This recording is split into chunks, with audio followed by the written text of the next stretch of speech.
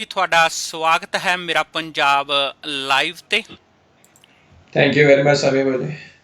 ਤਾਂ ਅੱਜ ਤੁਸੀਂ ਸਾਡੇ ਨਾਲ ਜੁੜੇ ਹੋ ਮੇਰਾ ਪੰਜਾਬ ਲਾਈਵ ਤੇ। ਤਾਂ ਅੱਜ ਅਸੀਂ ਤੁਹਾਡੇ ਨਾਲ ਜਿਹੜਾ ਕਿ ਕੋਵਿਡ-19 ਦਾ ਕਰਕੇ ਜੋ ਰੀਅਲ ਸਟੇਟ ਮਾਰਕੀਟ ਹੈ ਉਸ ਦੇ ਬਾਰੇ ਵਿੱਚ ਜਾਣਕਾਰੀ ਤੁਹਾਡੇ ਨਾਲ ਤੋਂ ਅਸੀਂ ਲਵਾਂਗੇ। ਸਭ ਤੋਂ ਪਹਿਲਾਂ ਮੈਂ ਆਪਣੇ ਸਰੋਤਿਆਂ ਨੂੰ ਦੱਸ ਦੇਵਾਂ, ਰਸ਼ੀਦ ਮਲਕ ਜਿਹੜੇ ਕਿ ਮੈਕਸਵੈਲ ਸੈਂਟਰਲ ਜਿਹੜੀ ਰੀਅਲ ਸਟੇਟ ਬ੍ਰੋਕਰੇਜ ਆ ਉਸ ਦੇ ਓਨਰ ਨੇ, ਇਹ ਅੱਜ ਸਾਡੇ ਨਾਲ ਜੁੜੇ ਨੇ ਪ੍ਰੋਗਰਾਮ ਦੇ ਵਿੱਚ। ਸੋ ਅਸੀਂ ਅੱਜ ਇਹਨਾਂ ਦੇ ਨਾਲ ਜਿਹੜੀ ਉਹ ਗੱਲਬਾਤ ਕਰਾਂਗੇ।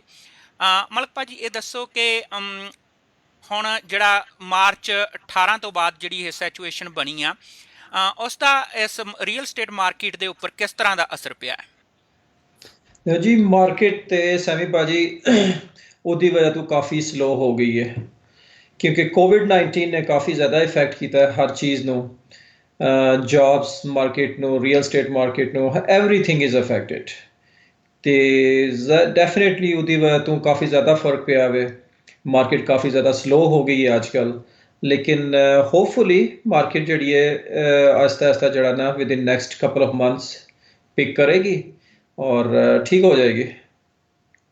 ਠੀਕ ਹੈ ਜੀ।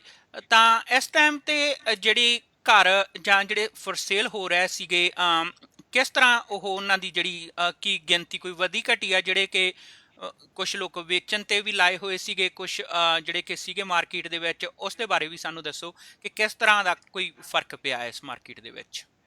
ਜੀ ਕਾਫੀ ਸਾਰੇ ਜਿਹੜੇ ਕਾਰ ਸੇਲ ਤੇ ਹੈਗੇ ਸੀਗੇ ਉਹ ਲੋਕਾਂ ਨੇ ਮਾਰਕੀਟ ਤੋਂ ਆਫ ਕਰ ਲਏ ਨੇ ਕਿਉਂਕਿ ਕੋਵਿਡ-19 ਨੇ ਤੁਹਾਨੂੰ ਪਤਾ ਹੋਏਗਾ ਕਿ ਕਾਫੀ ਜ਼ਿਆਦਾ ਇਫੈਕਟ ਕੀਤਾ ਵੇ ਔਰ ਲੋਕੀ ਕੋਈ ਵੀ ਕਿਸੇ ਨੂੰ ਨਹੀਂ ਚਾਹੁੰਦਾ ਕਿ ਕੋਈ ਅਗਰ ਕੋਈ ਕਿਸੇ ਨੂੰ ਕੋਈ ਸਿੰਪਟਮਸ ਹੈਗੇ ਨੇ ਤੇ ਆਪਣੇ ਘਰ ਵਿੱਚ ਆਵੇ, ਉਹਨਾਂ ਨੂੰ ਕਾਰ ਦੀ ਸ਼ੋਇੰਗ ਕਰਾਉਣ ਦੀ ਇਜਾਜ਼ਤ ਦਿੱਤੀ ਜਾਵੇ।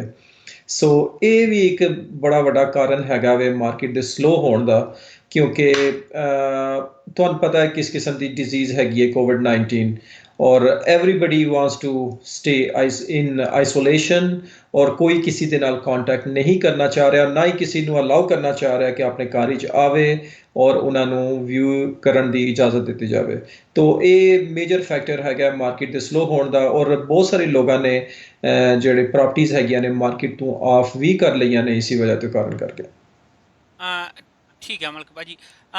ਤਾਂ ਜਿਹੜਾ ਹੁਣ ਜਦੋਂ ਇਹ ਕੋਵਿਡ-19 ਦਾ ਜਿਹੜਾ ਚੱਲ ਰਿਹਾ ਰੀਅਲ ਸਟੇਟ ਮਾਰਕੀਟ, ਜਿਹੜਾ ਰੀਅਲ ਸਟੇਟ ਬੋਰਡ ਆ ਉਸਨੇ ਕਿਸ ਤਰ੍ਹਾਂ ਦੀਆਂ ਕੋਈ ਚੇਂਜਸ ਕੀਤੀਆਂ ਇਸ ਦੇ ਵਿੱਚ, ਕਿ ਜਿਸ ਤਰ੍ਹਾਂ ਘਰਾਂ ਦੀ ਸ਼ੋਇੰਗ ਦੇ ਲਈ ਜਾਂ ਹੋਰ ਕੋਈ ਚੇਂਜਸ ਇਸ ਦੇ ਵਿੱਚ?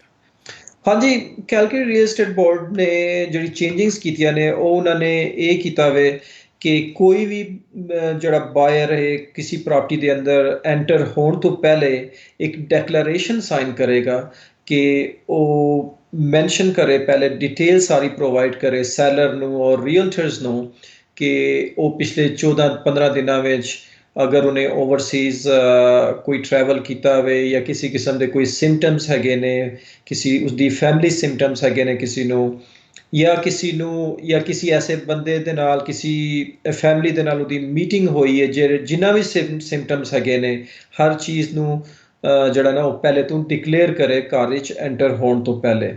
ਔਰ ਆਫ ਕੋਰਸ ਇਹ ਸਾਰੇ ਕਾਰਨ ਹੈਗੇ ਨੇ ਮਾਰਕੀਟ ਦੇ ਸਲੋ ਹੋਣ ਦੇ ਰਾਈਟ ਨਾਓ। ਠੀਕ ਆ ਮਲਕ ਭਾਜੀ। ਤਾਂ ਤੁਹਾਡੇ ਜਿਹੜੀ ਬ੍ਰੋਕਰਸ ਆ ਮੈਕਸਵੈਲ ਸੈਂਟਰਲ, ਕੀ ਤੁਸੀਂ ਇਸ ਟਾਈਮ ਦੇ ਵਿੱਚ ਜਿਹੜੀ ਆਪਣੀ ਸਰਵਿਸ ਉਹ ਪ੍ਰੋਵਾਈਡ ਕਰ ਰਹੇ ਹੋ? ਜੀ ਜੀ ਬਿਲਕੁਲ, ਮੈਕਸਵੈਲ ਸੈਂਟਰਲ ਜਨਾਬ ਬਿਲਕੁਲ ਓਪਨ ਹੈਗਾ ਐਜ਼ ਯੂਜੂਅਲ ਔਰ ਅਸੀਂ ਸਰਵਿਸ ਪ੍ਰੋਵਾਈਡ ਕਰ ਰਹੇ ਹਾਂ ਔਰ ਆਪਣੀ ਸਾਰੇ ਰੀਅਲਟਰਸ ਨੂੰ ਵੀ ਸਰਵਿਸ ਪ੍ਰੋਵਾਈਡ ਕਰ ਰਹੇ ਹਾਂ। ਆਫ ਕੋਰਸ ਜਿਹੜੇ ਰੀਅਲਟਰਸ ਹੈਗੇ ਨੇ ਉਹਨਾਂ ਦਾ ਮੋਸਟਲੀ ਇਨਡਾਇਰੈਕਟਲੀ ਕੰਟੈਕਟ ਹੁੰਦਾ ਵੇ ਕਲਾਇੰਟਸ ਦੇ ਨਾਲ ਤੇ ਉਹਨਾਂ ਨੂੰ ਤੇ ਸਪੋਰਟ ਦੀ ਲੋੜ ਹੁੰਦੀ ਹੈ ਤੇ ਅਸੀਂ ਐਜ਼ ਯੂਜੂਅਲ ਫਰੋਮ 9 to 5 ਜਿਹੜਾ ਨਾ ਬਿਲਕੁਲ ਓਪਨ ਹੈਗੇ ਆ ਆਪਣੇ ਰੀਅਲਟਰਸ ਨੂੰ ਹਰ ਤਰ੍ਹਾਂ ਦੀ ਸਰਵਿਸ ਪ੍ਰੋਵਾਈਡ ਕਰਨ ਲਈ। ਠੀਕ ਆ ਮਲਕ ਭਾਜੀ, ਹੋਰ ਕਿਸ ਤਰ੍ਹਾਂ ਦੀਆਂ ਜਿਹੜੀਆਂ ਚੇਂਜਸ ਆਈਆਂ ਨੇ ਰੀਅਲ ਸਟੇਟ ਮਾਰਕੀਟ ਦੇ ਵਿੱਚ ਤੁਹਾਡੇ ਮੁਤਾਬਕ, ਕਿਉਂਕਿ ਤੁਸੀਂ ਇੱਕ ਓਨ ਕਰਦੇ ਹੋ ਬ੍ਰੋਕਰਸ ਨੂੰ, ਤੁਹਾਨੂੰ ਜ਼ਿਆਦਾ ਪਤਾ ਹੁੰਦਾ, ਸੋ ਕਿਸ ਤਰ੍ਹਾਂ ਦੀਆਂ ਹੋਰ ਚੇਂਜਸ ਜਿਹੜੀਆਂ ਰੀਅਲ ਸਟੇਟ ਮਾਰਕੀਟ ਦੇ ਵਿੱਚ ਇਸ ਟਾਈਮ ਤੇ ਆਈਆਂ ਨੇ ਕੋਵਿਡ-19 ਦੇ ਕਾਰਨ? ਮੇਨ ਤੇ ਬੇਸਿਕਲੀ ਇਹੋ ਹੀ ਹੈਗਾ ਵਿਊਇੰਗ ਕਰਕੇ, ਵਿਊਇੰਗ ਦੀ ਰਿਸਟ੍ਰਿਕਸ਼ਨਸ ਹੈਗੀਆਂ ਨੇ, ਇਸ ਤੋਂ ਇਲਾਵਾ ਤੇ ਹੋਰ ਕੋਈ ਐਸ ਸੱਚ ਮੇਜਰ ਚੇਂਜਿਸ ਨਹੀਂ ਹੈਗੀ। ਔਰ ਮੇਨ ਇਹੋ ਹੀ ਕਾਰਨ ਹੈਗਾ ਲੈਂਡਰਸ ਦਾ ਵੀ ਕਾਫੀ ਸਲੋ ਡਾਊਨ ਹੋ ਗਏ ਨੇ, ਉਹਨਾਂ ਨੇ ਵੀ ਕਾਫੀ ਸਟ੍ਰਿਕਟ ਕਰ ਦਿੱਤੀਆਂ ਨੇ ਲੈਂਡਿੰਗ, ਕਿਉਂਕਿ ਤੁਹਾਨੂੰ ਪਤਾ ਹੀ ਹੈ ਕਾਫੀ ਜ਼ਿਆਦਾ ਜੌਬ ਲਾਸ ਹੋਇਆ ਵੇ ਮਾਰਕੀਟ ਵਿੱਚ ਰਾਈਟ ਨਾਓ। ਹਾਂਜੀ। ਔਰ ਕਾਫੀ ਲੋਕਾਂ ਦੇ ਜਿਹੜਾ ਨਾ ਘਰ ਵਿੱਚ ਬੈਠ ਗਏ ਨੇ, ਔਰ ਕੋਈ ਬੰਦਾ ਜੌਬਸ ਤੇ ਨਹੀਂ ਜਾ ਰਹੇ ਨੇ, ਬਹੁਤ ਘੱਟ ਲੋਕ ਨੇ, ਮਤਲਬ ਇਹ ਨਹੀਂ ਕਹਿ ਰਿਹਾ ਕਿ 100% ਲੋਕ ਹੀ ਘਰ ਬੈਠ ਗਏ ਨੇ, ਲੇਕਿਨ ਇਫੈਕਟ ਤੇ ਹੈਗਾ ਆਫ ਕੋਰਸ। ਤੇ ਇਹ ਸਾਰੇ ਫੈਕਟਰਸ ਹੈਗੇ ਨੇ, ਕਿਸੇ ਇੱਕ ਚੀਜ਼ ਨੂੰ ਅਸੀਂ ਨਹੀਂ ਕਹਿ ਸਕਦੇ। ਬਿਕਾਜ਼ ਆਫ ਕੋਵਿਡ-19 ਦੇਖੋ ਜੌਬਸ ਮਾਰਕੀਟ ਅਫੈਕਟ ਹੋਈ ਹੈ, ਉਹਦੀ ਵਜ੍ਹਾ ਤੋਂ ਕੋਈ ਸਟੋਰ ਲੈ ਲਓ, ਕੋਈ ਆਫਿਸ ਲੈ ਲਓ, ਹਰ ਕੋਈ ਬੰਦਾ ਘਰ ਤੋਂ ਬੈਠ ਕੇ ਕੰਮ ਕਰ ਰਿਹਾ। ਬਿਲਕੁਲ ਅਸੀਂ ਵਿਰਚੁਅਲ ਸ਼ੋਇੰਗ ਦੀ ਸਰਵਿਸਿਜ਼ ਅਵੇਲੇਬਲ ਹੈਗੀ ਨੇ ਸਾਡੇ ਰੀਅਲਟਰਸ ਕੋਲ, ਅਗਰ ਕੋਈ ਦੇਖਣਾ ਚਾਹਵੇ ਘਰ ਵਿਰਚੁਅਲੀ ਘਰ ਬੈਠ ਕੇ ਹੀ ਹੈ ਤੇ ਬਿਲਕੁਲ ਅਸੀਂ ਪ੍ਰੋਵਾਈਡ ਕਰ ਰਹੇ ਹਾਂ ਸਰਵਿਸਿਜ਼। ਲੇਕਿਨ but it all depends on each and every client ਕਿ ਉਹ ਕਿਸ ਤਰੀਕੇ ਦਾ ਕਿਸ ਕਿਸਮ ਦੀ ਸਰਵਿਸ ਚਾਹੁੰਦੇ ਨੇ, ਔਰ ਕੀ ਡਿਮਾਂਡਸ ਹੈਗੀਆਂ ਨੇ, ਉਹਨਾਂ ਦੀਆਂ ਰਿਕੁਆਇਰਮੈਂਟਸ ਹੈਗੀਆਂ ਨੇ। ਠੀਕ ਹੈ। ਮਲਕ ਭਾਜੀ ਇਹ ਵੀ ਦੱਸੋ ਕਿ ਇਸ ਦੇ ਕਾਰਨ ਕੋਈ ਰੀਅਲ ਸਟੇਟ ਮਾਰਕੀਟ ਦੇ ਵਿੱਚ ਪ੍ਰਾਈਸ ਦੇ ਉੱਪਰ ਕੋਈ ਇਫੈਕਟ ਹੋਇਆ? ਪ੍ਰਾਈਸ ਦੇ ਵਿੱਚ ਕੋਈ ਜ਼ਿਆਦਾ ਇਫੈਕਟ ਤੇ ਨਹੀਂ ਹੋਇਆ, ਬਟ ਉਹੀ ਜਿਹੜੇ ਕੁਝ ਡੈਸਪਰੇਟ ਸੈਲਰਸ ਹੈਗੇ ਨੇ, ਜਿਹੜੇ ਕਿ really wants to get out of it, ਉਹਨਾਂ ਨੇ ਪ੍ਰਾਈਜ਼ਾਂ ਕੋਈ ਥੱਲੇ ਕਰਕੇ ਤੇ ਕੋਸ਼ਿਸ਼ ਕਰ ਰਹੇ ਨੇ ਘਰ ਵੇਚਣ ਦੀ ਕਿ ਜਿੰਨੀ ਜਲਦੀ ਹੋ ਜਾਏ ਘਰ ਵਿਕ ਜਾਣ। ਕੁਝ ਡੈਸਪਰੇਟ ਹੈਗੇ ਨੇ, ਕੁਝ ਪਰੇਸ਼ਾਨ ਹੈਗੇ ਨੇ ਜਿਹੜੇ ਮੈਨੇਜ ਨਹੀਂ ਕਰ ਰਹੇ ਪ੍ਰੋਪਰਟੀਜ਼ ਨੂੰ, but otherwise properties price wise ਕੋਈ ਐਸ ਸੱਚ ਕੋਈ ਮੇਜਰ ਫਰਕ ਸਾਨੂੰ ਦੇਖਣ ਵਿੱਚ ਨਹੀਂ ਮਿਲ ਰਿਹਾ ਫਿਲਹਾਲ। ਠੀਕ ਹੈ। ਜਿਸ ਤਰ੍ਹਾਂ ਹੁਣ ਤੁਹਾਨੂੰ ਪਤਾ ਕਿ ਜਿਹੜਾ ਅਗਲਾ ਫੇਜ਼ ਆ ਅਲਬਰਟਾ ਦਾ ਰੀਓਪਨ ਦਾ, ਉਹ ਵੀ ਮਈ 15 ਨੂੰ ਜਿਹੜਾ ਕਿ ਉਹ ਲਾਂਚ ਕਰਨਗੇ, ਰਾਈਟ? ਤਾਂ ਉਸ ਤੋਂ ਬਾਅਦ ਜਿਹੜੀ ਰੀਅਲ ਸਟੇਟ ਮਾਰਕੀਟ ਆ ਉਸ ਨੂੰ ਤੁਸੀਂ ਕਿਸ ਤਰ੍ਹਾਂ ਦੇਖਦੇ ਹੋ? ਜਿਹੜੀ ਪ੍ਰੈਡਿਕਸ਼ਨਸ ਹੈਗੀਆਂ ਨੇ ਕਾਫੀ ਰੀਅਲਟਰਸ, ਈਵਨ ਕਿ ਕੈਲਗਰੀ ਰੀਅਲ ਸਟੇਟ ਬੋਰਡ ਔਰ ਸਾਰੀ ਜਿਤਨੀ ਰੀਅਲ ਸਟੇਟ ਦੀ ਐਸੋਸੀਏਸ਼ਨਸ ਹੈਗੀਆਂ ਨੇ, ਉਹ ਤੇ ਇਹੋ ਹੀ ਪ੍ਰੈਡਿਕਟ ਕਰ ਰਹੀਆਂ ਨੇ ਕਿ ਮਾਰਕੀਟ ਜਿਹੜਾ ਵੇ ਸਟੇਬਲ ਰਹੇਗੀ, ਬਲਕਿ for the little bit time it's gonna go up. Because ਕਾਫੀ ਸਾਰੇ ਬਾਇਰਸ ਹੈਗੇ ਨੇ ਜਿਹੜੇ ਕਿ ਹੋਲਡਿੰਗ ਵਿੱਚ ਪਏ ਹੋਏ ਨੇ, ਜਿਹੜੇ ਘਰ ਲੈਣਾ ਚਾਹੁੰਦੇ ਨੇ, ਲੇਕਿਨ ਬਿਕਾਜ਼ ਆਫ ਕਰੰਟ ਸਿਚੁਏਸ਼ਨ ਉਹ ਘਰ ਚੋਂ ਨਹੀਂ ਨਿਕਲ ਰਹੇ ਨੇ। ਬਿਕਾਜ਼ ਫੀਅਰ ਫੈਕਟਰ ਤੇ ਹੈਗਾ, ਹਰ ਬੰਦਾ ਸਕੇਅਰਡ ਹੈਗਾ ਵੇ ਸਿਚੁਏਸ਼ਨ ਟੂਡੇ, ਅੱਜ ਦੀ ਜਿਹੜੀ ਸਿਚੁਏਸ਼ਨ ਹੈਗੀ ਹੈ ਉਹਦੇ ਮੁਤਾਬਿਕ। ਤੇ ਮਾਰਕੀਟ ਪਿਕ ਕਰੇਗੀ ਔਰ ਬਹੁਤ ਤੇਜ਼ੀ ਨਾਲ ਪਿਕ ਕਰੇਗੀ ਜੋ ਹੀ ਇਹ ਦੂਜੇ ਫੇਸ ਵਿੱਚ ਚੀਜ਼ਾਂ ਵਗੈਰਾ ਓਪਨ ਹੋਣਗੀਆਂ ਤੇ। ਠੀਕ ਹੈ ਜੀ। ਤਾਂ ਇਸ ਟਾਈਮ ਜਦੋਂ ਹੁਣ ਮਾਰਕੀਟ ਓਪਨ ਹੋਣੀ ਆ ਤਾਂ ਉਸ ਟਾਈਮ ਜਿਹੜਾ ਕਿ ਤੁਸੀਂ ਸਾਨੂੰ ਇਹ ਵੀ ਨਾਲ ਦੱਸ ਦਿਓ ਕਿ ਇਹ ਜਿਹੜੀ ਮਾਰਕੀਟ ਆ ਉਹ ਬਾਇਰਸ ਲਈ ਚੰਗੀ ਹੋਊ ਕਿ ਸੈਲਰਸ ਲਈ? ਇਹ ਬਾਇਰਸ ਦੀ ਬਹੁਤ ਵਧੀਆ ਮਾਰਕੀਟ ਹੈ ਇਸ ਟਾਈਮ। ਬਾਇਰਸ ਆਪਣੀ ਟਰਮਸ ਐਂਡ ਕੰਡੀਸ਼ਨਸ ਤੇ ਨੈਗੋਸ਼ੀਏਟ ਕਰ ਸਕਦੇ ਨੇ, ਔਰ ਇਸ ਟਾਈਮ ਉਹਨਾਂ ਨੂੰ ਬਹੁਤ ਅੱਛੀ ਪ੍ਰਾਈਸਿੰਗ ਅਵੇਲੇਬਲ ਹੈਗੀਆਂ ਨੇ ਮਾਰਕੀਟ ਵਿੱਚ, ਔਰ ਮਿਲ ਵੀ ਰਹੀਆਂ ਨੇ। So I will encourage the first time home buyers ਕਿ ਉਹਨਾਂ ਨੂੰ ਜ਼ਰੂਰ ਇਸ ਮਾਰਕੀਟ ਦਾ ਬੈਨੀਫਿਟ ਲੈਣਾ ਚਾਹੀਦਾ। ਠੀਕ ਆ ਮਲਕ ਭਾਜੀ। ਤਾਂ ਤੁਹਾਡੀ ਜਿਹੜੀ ਬ੍ਰੋਕਰਸ ਆ ਉਹ ਤੁਸੀਂ ਜਿਸ ਤਰ੍ਹਾਂ ਦੱਸਿਆ ਕਿ ਓਪਨ ਹੈ, ਤੁਸੀਂ ਜਿਹੜੀ ਆਪਣੀ ਸਰਵਿਸ ਉਹ ਪ੍ਰੋਵਾਈਡ ਕਰ ਰਹੇ ਹੋ? ਜੀ ਜੀ। ਹਾਂਜੀ। ਤਾਂ ਕਿਸ ਤਰ੍ਹਾਂ ਤੁਹਾਡੇ ਨਾਲ ਜਿਹੜਾ ਕਿ ਸਾਡੇ ਜਿਹੜੇ ਉਹ ਵੀਰ ਭੈਣ ਭਰਾ ਨੇ ਜਿਹੜੇ ਕੋਈ ਘਰ ਵੇਚਣਾ ਚਾਹੁੰਦੇ ਨੇ, ਖਰੀਦਣਾ ਚਾਹੁੰਦੇ ਨੇ, ਕਿਸ ਤਰ੍ਹਾਂ ਤੁਹਾਡੇ ਨਾਲ ਉਹ ਸੰਪਰਕ ਕਰ ਸਕਦੇ ਆ? ਕਿਉਂਕਿ ਆ ਕੇ ਤੁਹਾਨੂੰ ਤੁਹਾਡਾ ਆਫਿਸ ਦੇ ਵਿੱਚ ਮਿਲ ਸਕਦੇ ਆ ਜਾਂ ਫੋਨ ਤੇ ਗੱਲਬਾਤ ਤੁਹਾਡੇ ਨਾਲ ਕਰ ਸਕਦੇ ਆ? ਦੇਖੋ ਜੀ, ਪਹਿਲੀ ਗੱਲ ਤੇ ਅਸੀਂ ਤੇ ਐਨਕਰੇਜ ਕਰਾਂਗੇ ਤੇ ਫੋਨ ਤੇ ਸਾਡੇ ਨਾਲ ਪਹਿਲੇ ਗੱਲ ਕਰ ਲੈਣ, ਔਰ ਉਸ ਤੋਂ ਬਾਅਦ ਜਿਹੜਾ ਮਿਲਣਾ ਅਗਰ ਇੰਪੋਰਟੈਂਟ ਹੋਏਗਾ ਤੇ ਜ਼ਰੂਰ ਅਸੀਂ ਮੀਟਿੰਗ ਵੀ ਕਰਾਂਗੇ ਉਹਨਾਂ ਦੇ ਨਾਲ, ਔਰ ਉਹਨਾਂ ਦੀ ਇਨਫੋਰਮੇਸ਼ਨ ਲੈ ਕੇ ਉਹਨਾਂ ਦੀ ਰਿਕੁਆਇਰਮੈਂਟਸ ਦੇ ਮੁਤਾਬਿਕ ਉਹਨਾਂ ਨੂੰ ਜਿਹੜਾ ਬਿਆਲੀ ਘਰ ਵੀ ਦਿਖਾਵਾਂਗੇ। ਤੇ ਅੱਜ ਤੁਹਾਡੇ ਇਸ ਪ੍ਰੋਗਰਾਮ ਤੇ ਦੇ ਕਾਰਨ ਕਰਕੇ ਅਸੀਂ ਬੈਨੀਫਿਟ ਲੈ ਲੈਂਦੇ ਹਾਂ। ਥੋੜ੍ਹਾ ਜਿਹਾ ਆਪਣੇ ਬ੍ਰੋਕਰੀ ਦੇ ਬਾਰੇ 'ਚ ਵੀ ਤੁਹਾਨੂੰ ਦੱਸ ਦਈਏ ਅੱਜ ਕਿ ਅਸੀਂ ਸਾਡੀ ਬ੍ਰੋਕਰੇਜ ਹੈਗੀ ਹੈ ਫਰੈਂਚਾਈਜ਼ ਨਾਰਥ ਈਸਟ ਵਿੱਚ, ਅਸੀਂ ਸਾਡਾ ਆਫਿਸ ਹੈਗਾ ਵੇ, ਔਰ ਅਸੀਂ ਰੀਅਲਟਰਸ ਵਗੈਰਾ ਨੂੰ ਹਾਇਰ ਵਗੈਰਾ ਵੀ ਕਰ ਰਹੇ ਹਾਂ, ਔਰ ਬੜੇ ਅੱਛੇ ਪਲਾਨਸ ਹੈਗੇ ਨੇ ਸਾਡੇ ਰੀਅਲਟਰਸ ਲਈ। ਅਗਰ ਕੋਈ ਸਾਡੀ ਬ੍ਰੋਕਰੇਜ ਨੂੰ ਜੁਆਇਨ ਕਰਨਾ ਚਾਹਵੇ ਤੇ ਉਹਨਾਂ ਲਈ ਸਪੈਸ਼ਲ ਪ੍ਰੋਮੋਸ਼ਨਸ ਵੀ ਹੈਗੀਆਂ ਨੇ ਅਵੇਲੇਬਲ, ਤੇ ਉਹਦੇ ਲਈ ਸਾਡੇ ਨਾਲ ਰਾਬਤਾ ਕਰ ਸਕਦੇ ਨੇ ਉਹ। ਠੀਕ ਹੈ ਜੀ। ਤੇ ਮਲਕ ਭਾਜੀ ਤੁਸੀਂ ਹੋਲਡ 1 ਮਿੰਟ ਰੱਖਿਓ, ਮੈਂ ਦੂਸਰੀ ਕਾਲ ਦੇ ਉੱਪਰ ਜਾ ਕੇ ਤੁਹਾਡੇ ਨਾਲ ਵਾਪਸ ਜਿਹੜਾ ਕਿ ਆਉਣਾ ਹੈ। ਜੀ ਜੀ ਜ਼ਰੂਰ, ਥੈਂਕ ਯੂ।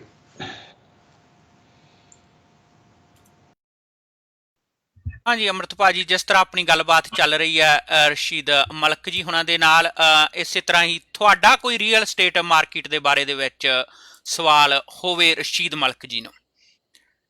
ਮੇਰਾ ਸਵਾਲ ਇਹ ਹੈ ਕਿ ਮੈਂ ਜਾਣਨਾ ਚਾਹੁੰਦਾ ਕਿ this is the right time to buy the property or how we can be handle it if we have। ਜੇ ਆਪਣੇ ਕੋਲ ਹੈ ਤਾਂ ਉਹਨੂੰ ਵੀ ਆਪਾਂ ਕਿੱਦਾਂ ਹੈਂਡਲ ਕਰ ਸਕਦੇ। ਬਹੁਤ ਹੀ ਔਖਾ ਟਾਈਮ, ਬਹੁਤ ਸਾਰੇ ਮੇਰੇ ਯਾਰ ਦੋਸਤ ਫਰੈਂਡ ਜਾਂ ਰਿਲੇਟਿਵ ਆ ਜਿਹੜੇ ਇਸ ਸਵਾਲ ਨੂੰ ਪੁੱਛ ਰਹੇ ਨੇ ਕਿ ਹੁਣ ਉਹਨਾਂ ਨੂੰ ਸਮਝ ਨਹੀਂ ਆ ਰਹੀ ਕਿ ਉਹ ਪ੍ਰਾਪਰਟੀ ਨੂੰ ਆਪਣੇ ਕੋਲੇ ਰੱਖਣ, ਉਹਨੂੰ ਰੈਂਟ ਤੇ ਚੜਾਉਣ, ਖਾਲੀ ਪਏ ਨੇ, ਬਹੁਤ ਹੱਥ ਟਾਈਟ ਹੋਇਆ ਪਿਆ ਕਈ ਕਈ ਮੇਰੇ ਫਰੈਂਡਾਂ ਦਾ।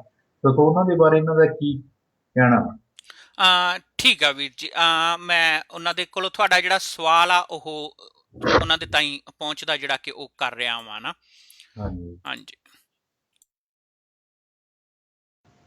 ਹਾਂਜੀ, ਮਲਕ ਭਾਜੀ, ਅਮਰਤ ਕੈਂਪੋ ਜੀ ਦਾ ਸਵਾਲ ਹੈ ਕਿ ਇਸ ਤਰ੍ਹਾਂ ਜਿਹੜੀ ਮਾਰਕੀਟ ਆ ਹੁਣ, ਜਿਸ ਤਰ੍ਹਾਂ ਤੁਸੀਂ ਪਹਿਲਾਂ ਵੀ ਦੱਸਿਆ ਕਿ ਉਹ ਬਾਇਰਸ ਦੇ ਲਈ ਵੀ ਤੇ ਸੈਲਰਸ ਦੋਨਾਂ ਦੇ ਲਈ ਠੀਕ ਆ ਮਾਰਕੀਟ ਜਿਹੜੀ ਕਿ ਅੱਪ ਜਾਣੀ ਆ।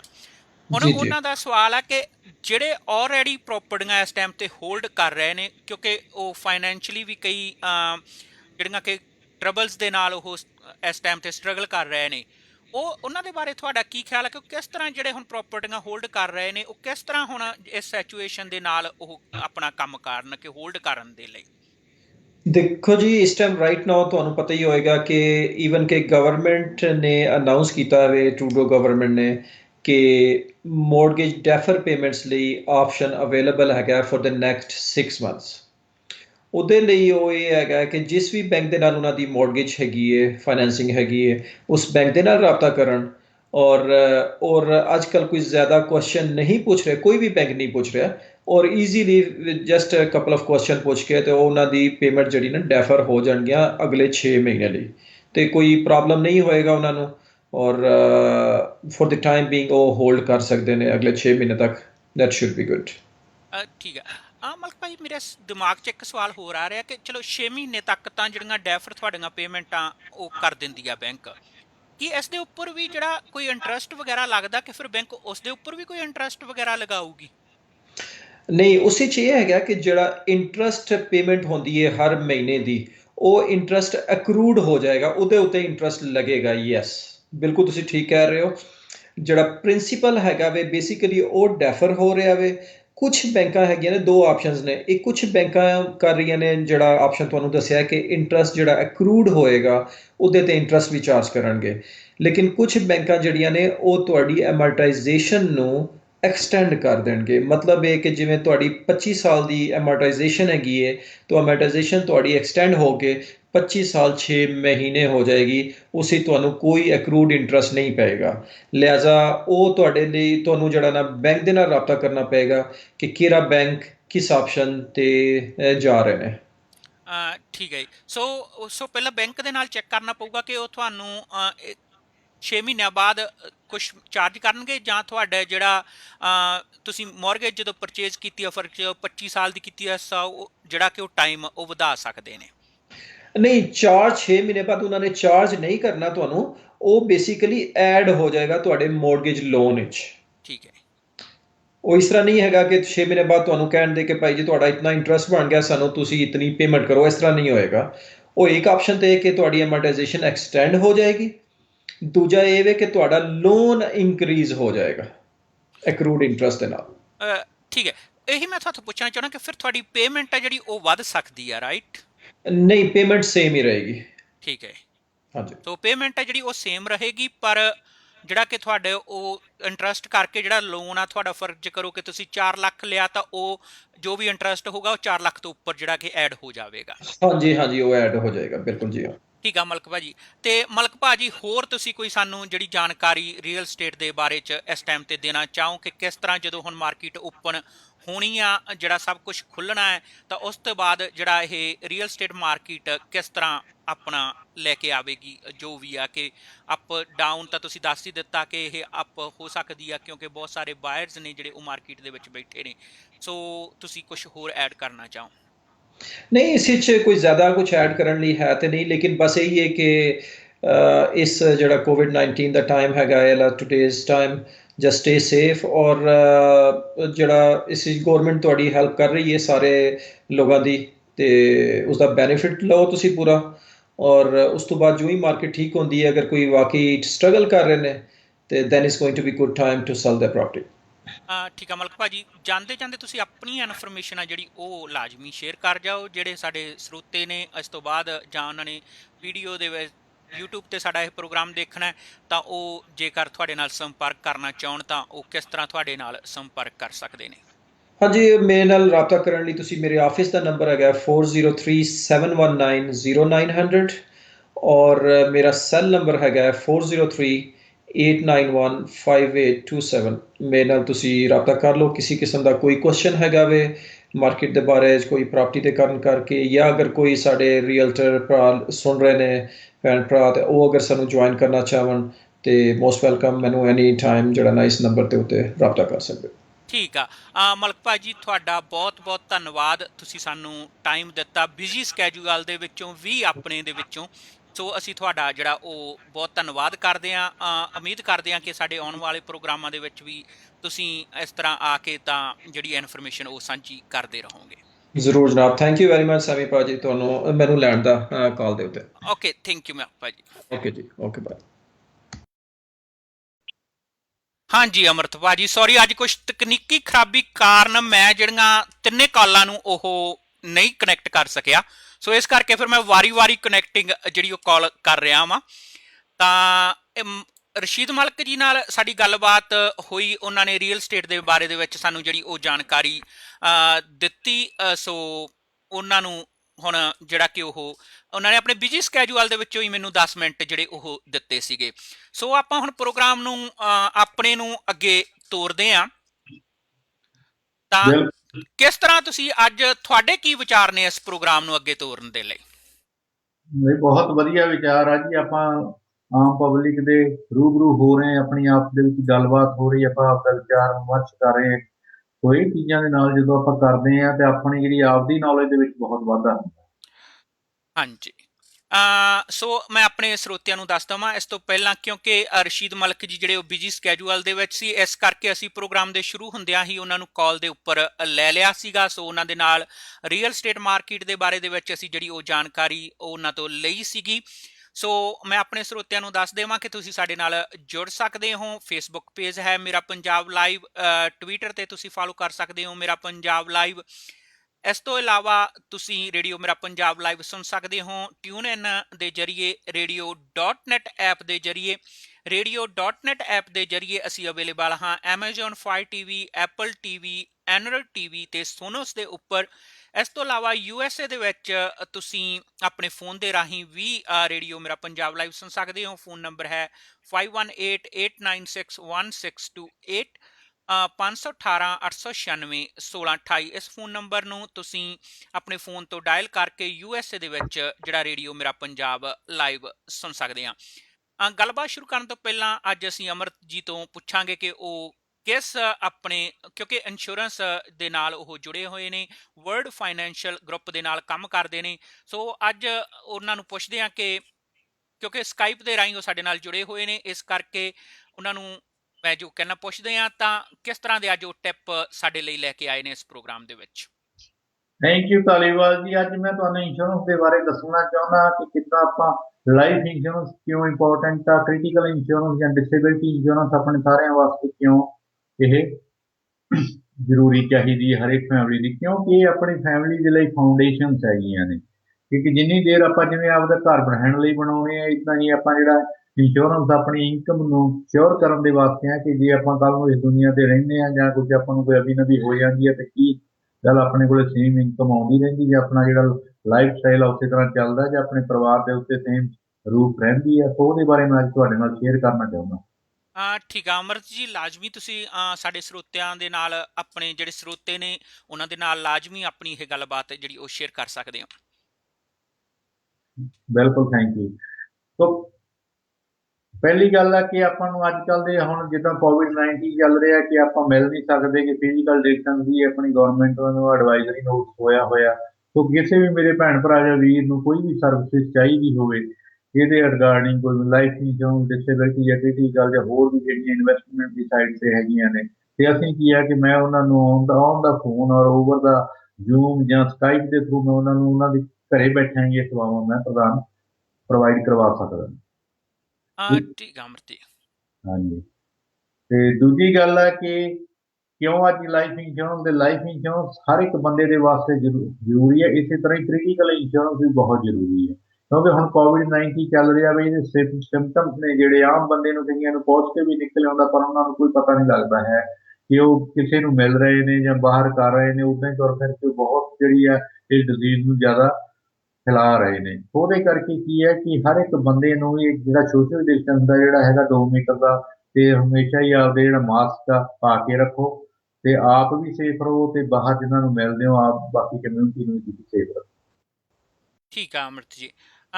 ਤੇ ਲਾਈਫ ਇੰਸ਼ੋਰੈਂਸ ਦੇ ਬਾਰੇ ਦੇ ਵਿੱਚ ਵੀ ਤੁਸੀਂ ਸਾਨੂੰ ਪਿਛਲੇ ਪ੍ਰੋਗਰਾਮਾਂ 'ਚ ਵੀ ਜਾਣਕਾਰੀ ਦਿੱਤੀ ਸੀਗੀ, ਪਰ ਉਹਦੇ ਵਿੱਚ ਕੋਈ ਨਵੀਂ ਚੇਂਜਸ ਲਾਈਫ ਇੰਸ਼ੋਰੈਂਸ ਦੇ ਵਿੱਚ, ਕੋਈ ਪਾਲਿਸੀ ਦੇ ਵਿੱਚ, ਉਸ ਦੇ ਬਾਰੇ ਦੇ ਵਿੱਚ ਵੀ ਜੇ ਤੁਸੀਂ ਕੋਈ ਜਾਣਕਾਰੀ ਜਿਹੜੀ ਉਹ ਸਾਂਝੀ ਕਰਨਾ ਚਾਹੋ। ਲਾਈਫ ਇੰਸ਼ੋਰੈਂਸ ਦੇ ਵਿੱਚ ਐਵਰੀ ਡੇ ਕੁਛ ਨਾ ਕੁਛ ਜ਼ਰੂਰ ਨਵਾਂ ਆਉਂਦਾ ਰਹਿੰਦਾ, ਤੇ ਹੁਣ ਵੀ ਅਪਡੇਟ ਹੋ ਗਿਆ ਕਿ $1 ਮਿਲੀਅਨ ਤੱਕ ਤੁਸੀਂ 2 ਮਿਲੀਅਨ ਤੱਕ ਨਾਨ ਮੈਡੀਕਲ ਦੀ ਜਿਹੜੀ ਹੈ ਲਾਈਫ ਇੰਸ਼ੋਰੈਂਸ ਵੀ ਕਰਵਾ ਸਕਦੇ ਹੋ। ਉਹਦੇ ਵਿੱਚ ਕੀ ਹੈ ਕਿ ਕੁਝ ਮੈਡੀਕਲ ਦੇ ਕੁਐਸਚਨਸ ਹੈਗੇ ਨੇ ਜਿਹੜੇ ਓਵਰ ਦਾ ਫੋਨ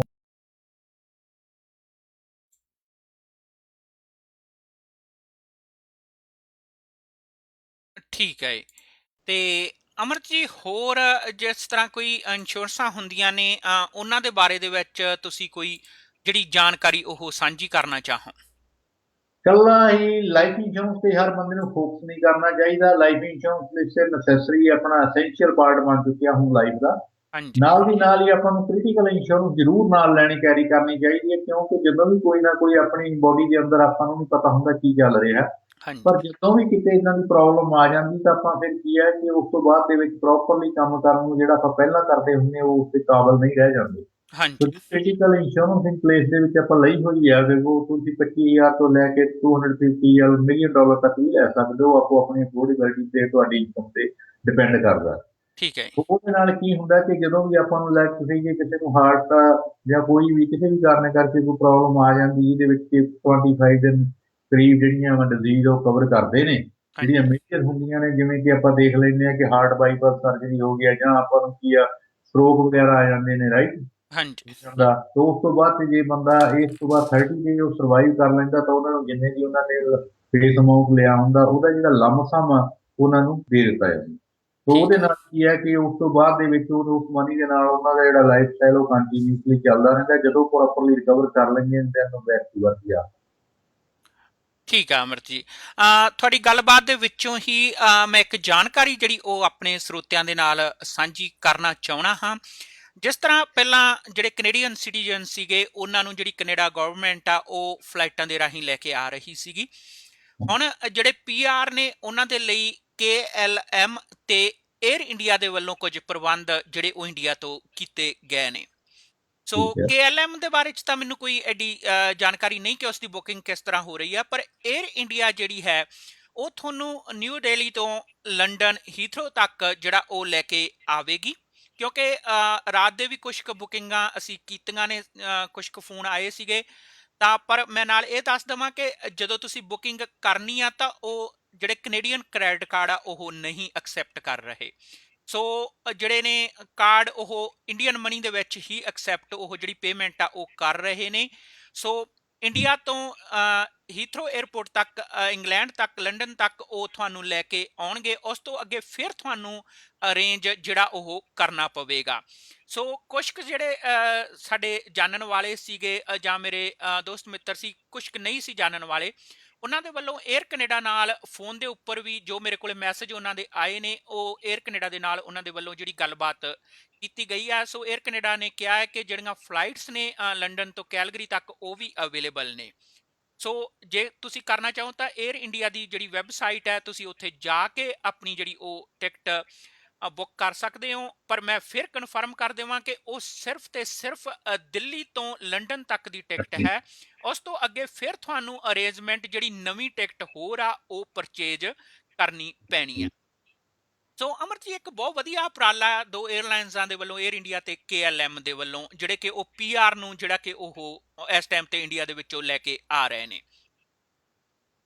ਨਹੀਂ, ਇਹ ਬਹੁਤ ਵਧੀਆ ਉਪਰਾਲਾ ਹੈਗਾ ਜੀ, ਕਿਉਂਕਿ ਜਦੋਂ ਵੀ ਕੋਈ ਬੰਦਾ ਆਪਦਾ ਦੇਸ਼ ਛੱਡ ਕੇ ਇੱਥੇ PR ਆਉਂਦਾ ਜਾਂ ਪਿੱਛੇ ਆਪਣੇ ਇੰਡੀਆ ਜਾਂ ਕਿਤੇ ਪਾਕਿਸਤਾਨ ਵਗੈਰਾ ਆਪਾਂ ਜਾਂਦੇ ਆ, ਤਾਂ COVID-19 ਦੇ ਕਰਕੇ ਬਹੁਤ ਸਾਰੇ ਪਰਿਵਾਰ ਆ ਜਿਹੜੇ ਉਹ ਪਿੱਛੇ ਫਸ ਗਏ ਨੇ ਤੇ ਹੁਣ ਉਹ ਇੱਥੇ ਵਾਪਸ ਆਉਣਾ ਚਾਹੁੰਦੇ ਨੇ। ਯੈਸਟਰਡੇ ਵੀ ਇੱਕ ਮੇਰਾ ਕਜ਼ਨ ਬ੍ਰਦਰ ਆ ਰਿਹਾ, ਉਹ ਵੈਸੇ ਤਾਂ ਵਿਨੀਪੈਗ ਰਹਿੰਦੇ ਨੇ, ਤੋਂ ਇੱਥੋਂ ਵੈਨਕੂਵਰ ਤੱਕ ਉਹਨਾਂ ਦੀ ਫਲਾਈਟ ਸੀਗੀ। ਵੈਨਕੂਵਰ ਤੋਂ ਉਹਨਾਂ ਨੇ ਫਿਰ ਆਪਣੀ ਪ੍ਰਾਈਵੇਟ ਫਲਾਈਟ ਲੈ ਕੇ ਉਹ ਇੱਥੇ ਕੈਲਗਰੀ ਆਏ, ਫਿਰ ਉਹਨਾਂ ਦਾ ਬੇਟਾ ਤੇ ਬੇਟੀ ਆਏ ਹੋਏ ਸੀਗੇ ਤੇ ਉਹਨਾਂ ਨੇ ਉਹਨਾਂ ਨੂੰ ਨਾਲ ਆਪਣੀ ਗੱਡੀ ਦੇ ਵਿੱਚ ਲੈ ਕੇ ਵਿਨੀਪੈਗ ਗਏ ਨੇ ਤੇ ਉਹਨਾਂ ਨੂੰ ਅਸੀਂ ਇੱਥੇ ਮਿਲ ਵੀ ਨਹੀਂ ਸਕੇਗੇ ਤੇ ਦੂਰੋਂ ਹੀ ਅਸੀਂ ਬਾਏ ਕੀਤੀ ਹੈ, ਕਿਉਂਕਿ ਜਿਹੜਾ ਡਿਸਟੈਂਸ ਦਾ ਵੀ ਗੱਲ ਆਪਾਂ ਨੂੰ ਇਹਦੇ ਕਰਕੇ ਅਸੀਂ ਅੱਜ ਕੱਲ੍ਹ ਇਹ ਦੂਰੀਆਂ ਨੂੰ ਜ਼ਰੂਰ ਜੋ ਵੀ ਗੌਰਮੈਂਟ ਕਹਿ ਰਹੀ ਹੈ ਇਹਦਾ ਆਪਾਂ ਪਾਲਣ ਪ੍ਰੋਪਰ ਵੇ ਦੇ ਨਾਲ ਕਰੀਏ।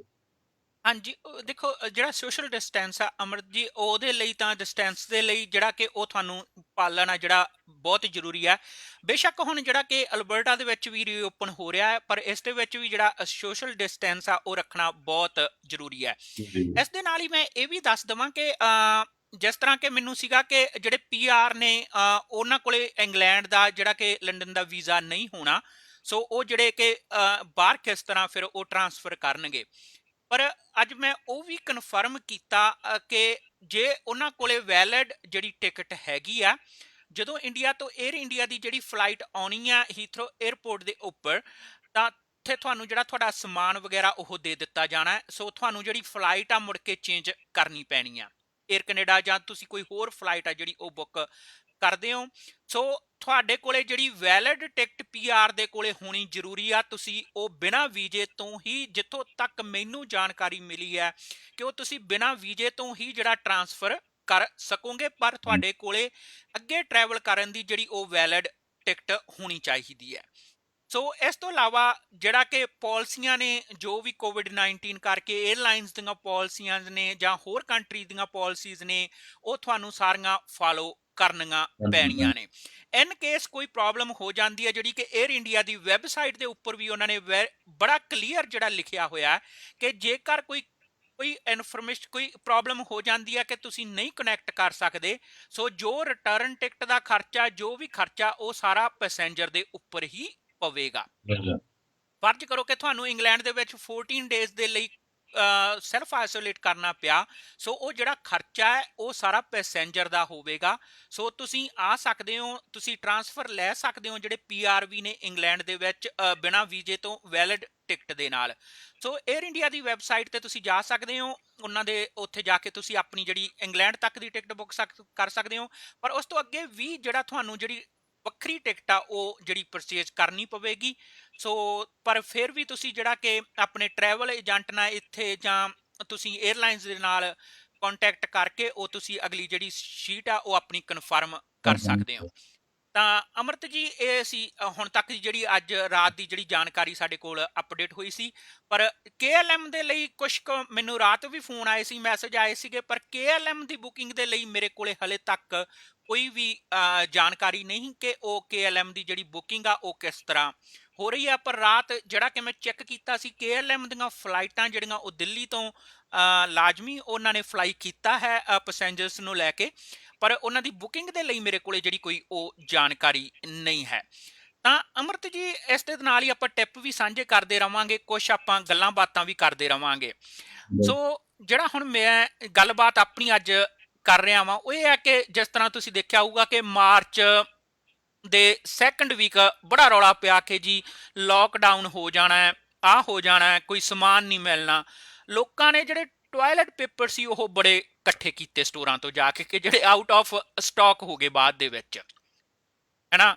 ਪਰ ਮੈਂ ਹੁਣ ਉਹਨਾਂ ਜਿਹੜੇ ਭੈਣ ਭਰਾ ਨੇ, ਤੁਸੀਂ ਕਮੈਂਟ ਵੀ ਕਰ ਸਕਦੇ ਹੋ ਜੇ ਕਿਸੇ ਨੇ ਜਮ੍ਹਾਂ ਕੀਤੇ, ਉਹਨਾਂ ਦਾ ਫਾਇਦਾ ਕੀ ਹੋਇਆ ਜਿਹੜੇ ਇਕੱਠੇ ਕਰਨ ਦਾ, ਕਿਉਂਕਿ ਕੋਈ ਲੋਕਡਾਊਨ ਨਹੀਂ ਹੋਇਆ, ਹਰੇਕ ਚੀਜ਼ ਜਿਹੜੀ ਉਹ ਪ੍ਰੋਪਰ ਸਾਨੂੰ ਸਟੋਰਾਂ ਦੇ ਉੱਪਰੋਂ ਜਿਹੜੀ ਉਹ ਮਿਲਦੀ ਰਹੀ ਹੈ, ਰਾਈਟ। ਸੋ ਉਹਨਾਂ ਦਾ ਕੋਈ ਫਾਇਦਾ ਨਹੀਂ ਹੋਇਆ। ਸੋ ਕੀ ਇੱਕ ਇਹ ਸਾਡੇ ਵਿੱਚ ਇੱਕ ਬਣ ਨਹੀਂ ਗਈ ਕਿ ਸਿਰਫ ਸਾਡੀ ਕਮਿਊਨਿਟੀ ਨਹੀਂ, ਹੋਰ ਕਮਿਊਨਿਟੀਆਂ ਨੇ ਵੀ ਬੜੇ ਇਕੱਠੇ ਕੀਤੇ ਆ। ਇੱਕ ਇਨਸਾਨ ਦੇ ਤੌਰ ਤੇ ਅਸੀਂ ਦੇਖਦੇ ਹਾਂ ਕਿ ਸਾਡੀ ਮਾਨਸਿਕਤਾ ਹੀ ਆ ਕਿ ਜਦੋਂ ਸਾਨੂੰ ਕੋਈ ਚੀਜ਼ ਇਹ ਕਹਿ ਦਿੱਤੀ ਜਾਂਦੀ ਆ ਤਾਂ ਅਸੀਂ ਉਸ ਚੀਜ਼ ਦੇ ਇੱਕ ਮਗਰ ਲੱਗ ਜਾਂਦੇ ਆ। ਉਸ ਦਾ ਜਿਹੜਾ ਕਿ ਫਿਊਚਰ ਦੇ ਵਿੱਚ ਜੋ ਵੀ ਉਹ ਚੀਜ਼ ਆ ਅਸੀਂ ਉਸ ਨੂੰ ਨਹੀਂ ਦੇਖਦੇਗੇ। ਤੁਸੀਂ ਕੀ ਮੰਨਦੇ ਹੋ ਕਿ ਇਸ ਤਰ੍ਹਾਂ ਸਾਨੂੰ ਕਰਨਾ ਚਾਹੀਦਾ ਕਿ ਨਹੀਂ ਕਰਨਾ ਚਾਹੀਦਾ? ਸੈਮੀ ਜੀ ਇਹ ਬਿਲਕੁਲ ਨਹੀਂ ਇਸ ਤਰ੍ਹਾਂ ਦਾ ਕਰਨਾ ਚਾਹੀਦਾ। ਜੇ ਦੇਖੋ ਅੱਜ ਮੈਂ ਹੀ ਸਾਰਾ ਸਟੋਰ ਦੇ ਵਿੱਚੋਂ ਸਮਾਨ ਜਾਂ ਟੋਇਲਟ ਪੇਪਰ ਸਾਰੇ ਲੈ ਕੇ ਆਪਦੇ ਘਰ ਸੇਵ ਕਰ ਲੂੰਗਾ, ਜਿਹੜੇ ਬਾਕੀ ਦੇ ਮੇਰੇ ਭੈਣ ਭਰਾ ਜਾਂ ਹੋਰ ਕਮਿਊਨਿਟੀ ਦੇ ਜਿੰਨੇ ਵੀ ਬੰਦੇ ਆਪਣੇ ਜਿਨ੍ਹਾਂ ਨੂੰ ਹੋਰ ਜ਼ਰੂਰਤਮੰਦ ਹੈਗੇ ਨੇ, ਤਾਂ ਉਹਨਾਂ ਨੂੰ ਉਹ ਚੀਜ਼ਾਂ ਨਹੀਂ ਮਿਲਣਗੀਆਂ। ਆਪਾਂ ਪਿੱਛੇ ਜੇ ਆਲਰੇਡੀ ਦੇਖ ਚੁੱਕੇ ਹਾਂ ਕਿ ਆਪਾਂ ਨੂੰ ਟੋਇਲਟ ਪੇਪਰ ਦੀ, ਸੈਨੀਟਾਈਜ਼ਰ ਦੀ, ਐਵਰੀਥਿੰਗ ਬਹੁਤ ਹੀ ਤੇ ਜ਼ਿਆਦਾ ਸ਼ਾਰਟੇਜ ਹੋ ਗਈ ਸੀ, ਪਰ ਕਮਿਊਨਿਟੀ ਦੇ ਉਪਰਾਲੇ ਦੇ ਕਰਕੇ ਸਾਰਾ ਕੁਝ ਹੁਣ ਆਮ ਰੋਜ਼ਮर्रा ਦੀ ਜ਼ਿੰਦਗੀ ਨਾਲ ਆਮ ਸਟੋਰਾਂ ਤੋਂ ਸਭ ਕੁਝ ਹੁਣ ਮਿਲ ਰਿਹਾ। ਪਰ ਜਿਨ੍ਹਾਂ ਵੀਰਾਂ ਨੇ ਇਹ ਸਟੋਰ ਕਰ ਲਿਆ ਵਾ ਬਹੁਤ ਜ਼ਿਆਦਾ ਸਮਾਨ, ਹੁਣ ਉਹਨਾਂ ਤੇ ਰਿਟਰਨ ਵੀ ਨਹੀਂ ਹੋਣੀ। ਚਲੋ ਠੀਕ ਆ, ਲੌਂਗ ਟਰਮ ਵਾਸਤੇ ਉਹਨਾਂ ਨੂੰ ਠੀਕ ਆ ਕਿ ਉਹਨਾਂ ਨੂੰ ਹੁਣ ਬਾਏ ਨਹੀਂ ਕਰਨਾ ਪੈਣਾ, ਪਰ ਆਪਾਂ ਨੂੰ ਸਿਰਫ ਆਪਣੇ ਬਾਰੇ ਨਹੀਂ ਸੋਚਣਾ ਚਾਹੀਦਾ, ਆਪਾਂ ਨੂੰ ਹੋਰਾਂ ਦੇ ਬਾਰੇ ਵੀ ਜ਼ਰੂਰ ਸੋਚਣਾ ਚਾਹੀਦਾ। ਹਾਂਜੀ ਅਮਰਤ ਜੀ, ਇਸ ਦੇ ਨਾਲ ਹੀ ਅੱਜ ਮੈਂ ਇਸ ਪ੍ਰੋਗਰਾਮ ਦੇ ਵਿੱਚ ਇੱਕ ਨੌਲੇਜ ਦਾ ਸਵਾਲ ਜਿਹੜਾ ਕਿ ਮੈਂ ਬੜਾ ਕਈ ਦਿਨਾਂ ਤੋਂ ਉਸ ਨੂੰ ਪੜ੍ਹ ਰਿਹਾ ਸੀਗਾ, ਅੱਜ ਮੈਂ ਉਹ ਵੀ ਸਾਂਝਾ ਕਰਨਾ ਚਾਹੁੰਦਾ ਇਸ ਪ੍ਰੋਗਰਾਮ ਦੇ ਵਿੱਚ, ਤੇ ਹੋ ਸਕਦਾ ਤੁਸੀਂ ਵੀ ਮੈਨੂੰ ਆਨਸਰ ਦੇ ਦਿਓ, ਤੇ ਜਿਹੜੇ ਸਾਡੇ ਸਰੋਤੇ ਨੇ ਉਹ ਜਿਹੜੇ ਜੁੜੇ ਹੋਏ ਨੇ ਜਾਂ ਬਾਅਦ ਵਿੱਚ ਪ੍ਰੋਗਰਾਮ ਦੇਖਣ, ਉਹ ਕਮੈਂਟ ਬਾਕਸ ਦੇ ਵਿੱਚ ਜਾ ਕੇ ਵੀ ਸਾਨੂੰ ਆਨਸਰ ਕਰ ਸਕਦੇ ਨੇ। ਇੱਕ ਵਰਡ ਆ ਅਲਫਾਬੈਟ ਦੇ ਵਿੱਚੋਂ ABC ਦੇ ਵਿੱਚੋਂ, ਉਹ ਕਿਹੜਾ ਵਰਡ ਆ ਜਿਹੜਾ ਸਾਲ ਦੇ ਵਿੱਚ ਇੱਕ ਵਾਰ ਆਉਂਦਾ, ਮਹੀਨੇ ਦੇ ਵਿੱਚ 2 ਵਾਰ ਆਉਂਦਾ, ਹਫ਼ਤੇ ਦੇ ਵਿੱਚ 3 ਵਾਰ, ਤੇ ਦਿਨ ਦੇ ਵਿੱਚ 4 ਵਾਰ ਅਸੀਂ ਉਸ ਨੂੰ ਯੂਜ਼ ਕਰਦੇ ਹਾਂ? ਸੋ ਕਿਹੜਾ ਵਰਡ ਹੈ ABC ਦੇ ਵਿੱਚੋਂ?